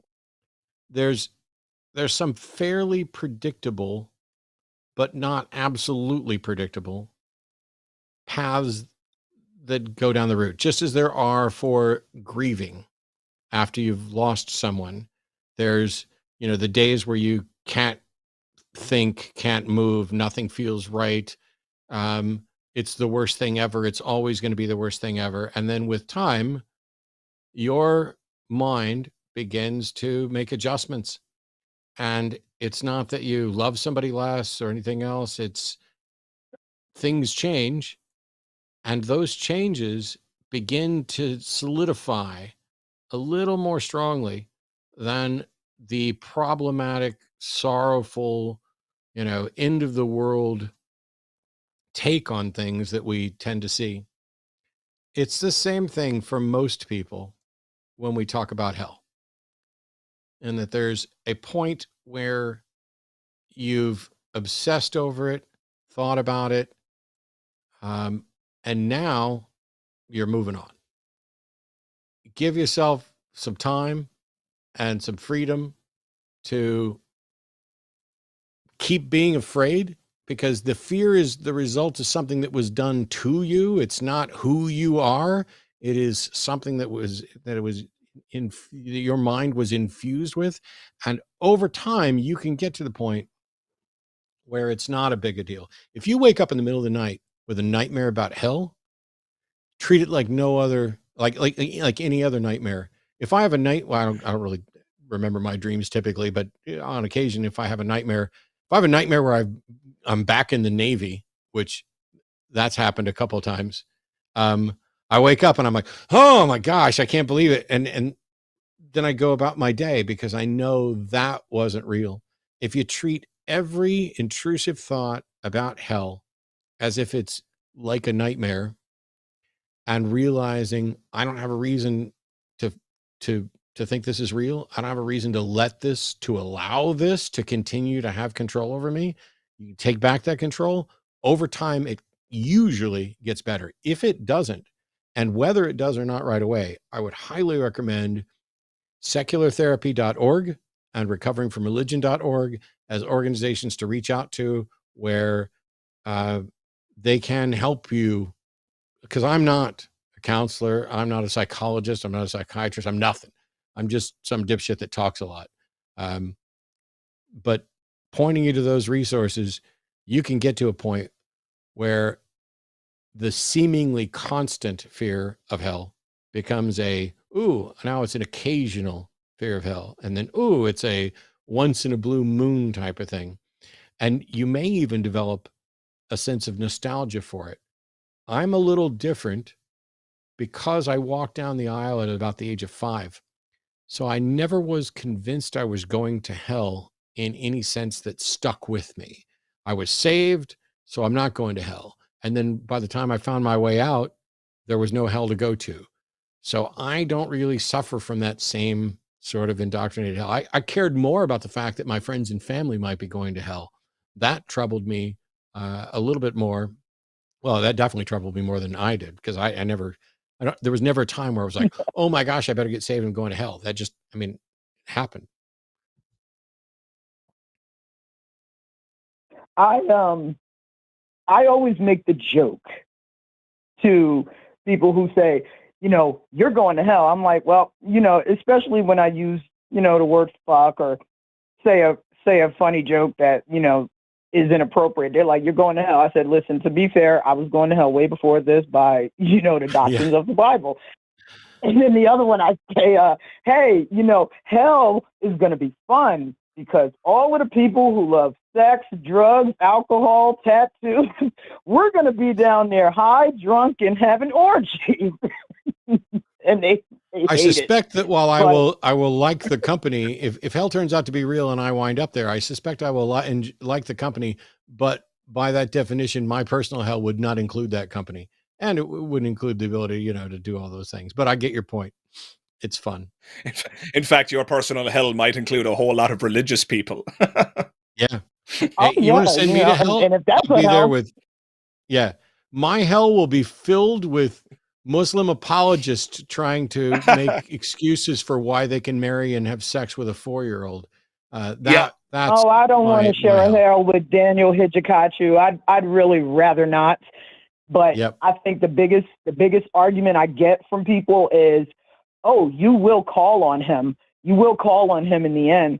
And I said, dude, I had COVID. I almost died from COVID. I didn't call on him then. I don't want to call on him later because, slavery, just fucking slipped his mind, huh? Where was he when, my wife's been in a bed for 6 years and she was brought up in the church. So can you explain why we're calling on him? What is he doing? Is he somewhere off working in a mysterious way? I mean, like, what are we doing? So, I try not to be a dick.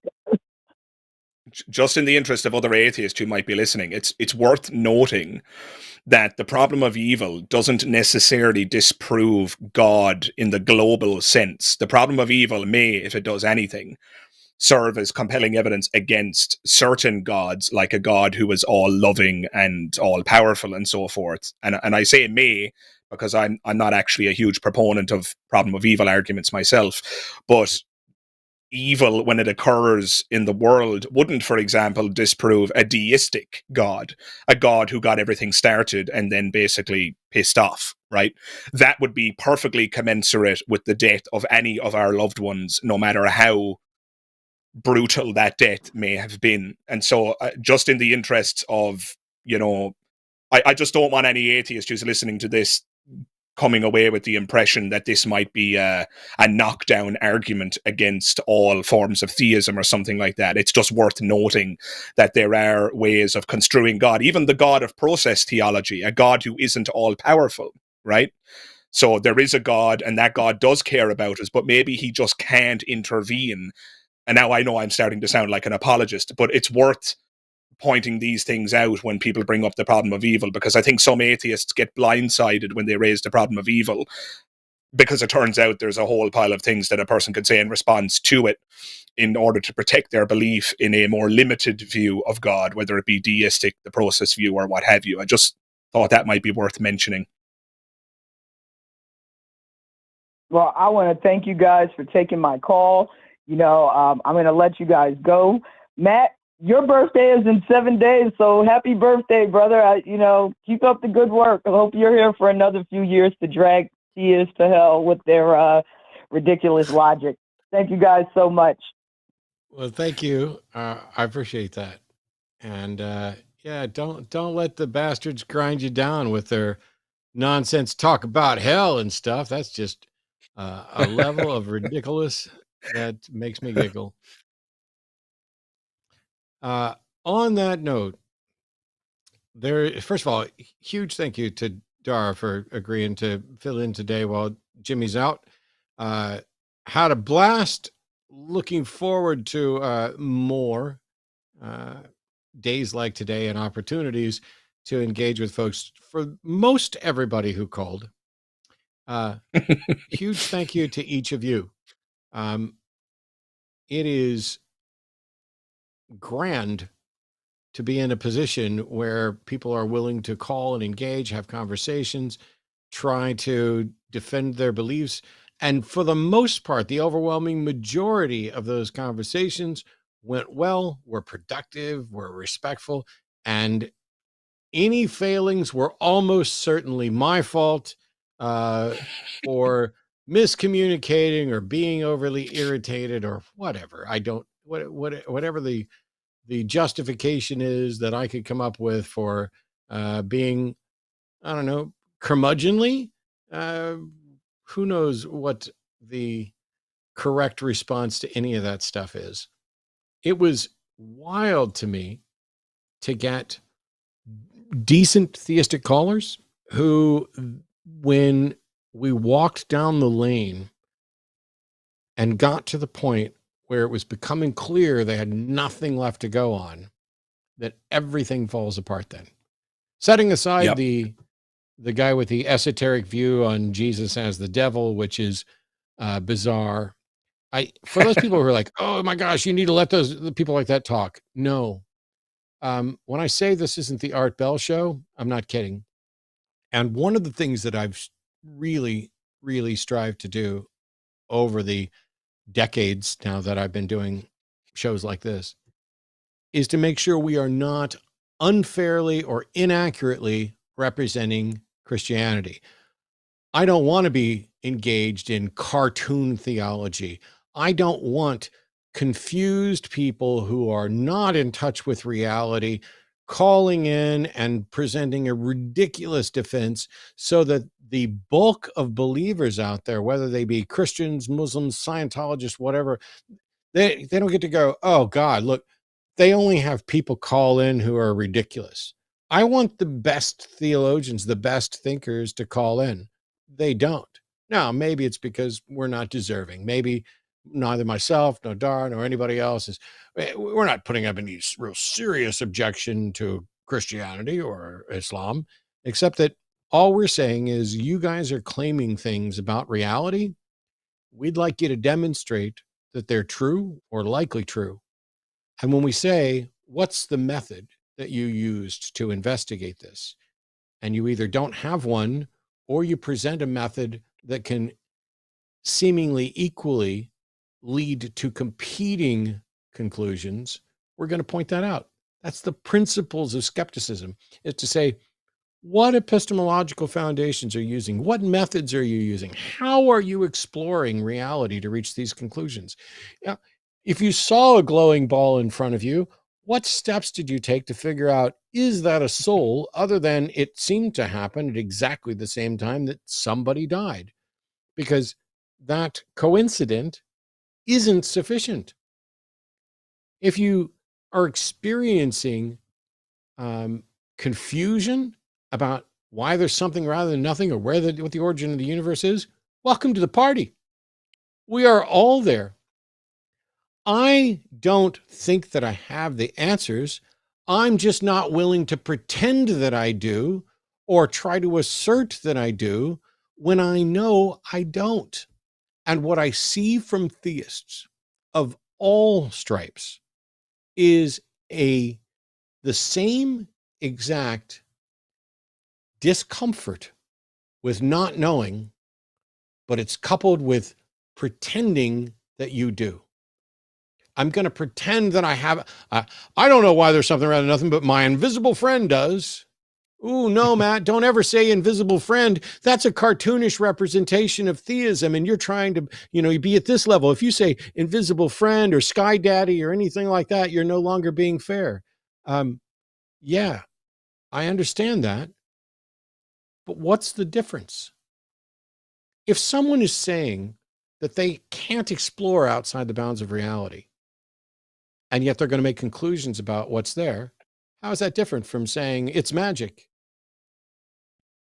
You've offered no explanation, no evidence, no mechanism, no nothing. And despite that, and despite it happening over and over and over and over again, we'll be back again next week on my birthday, which is also Easter, so it's got something to do with Jesus somewhere. I don't know. But we'll be back again next week to try it all over again. Dara, where can they find you in the interim? You can find me on YouTube at theMagicSkeptic. Or, no, I don't even need to promote anything else. Yeah, YouTube is where I'm at theMagicSkeptic. MAGICSKEPTIC. That is, I think it's about as good a way to sum everything up as we can. I want to thank Dar for agreeing to jump in today. Arden for being the finest producer and let's go eat sliders after the show's over partner one could hope for. Thanks everybody for commenting and supporting. Click like, click subscribe. You can go to linemerch.com to get line merch, or you can go to patreon.com/calltheline and engage in other places as well. Look at all those producers scrolling by. I can't even read that one. Cool Green Daddy Sweets 4. Is that right?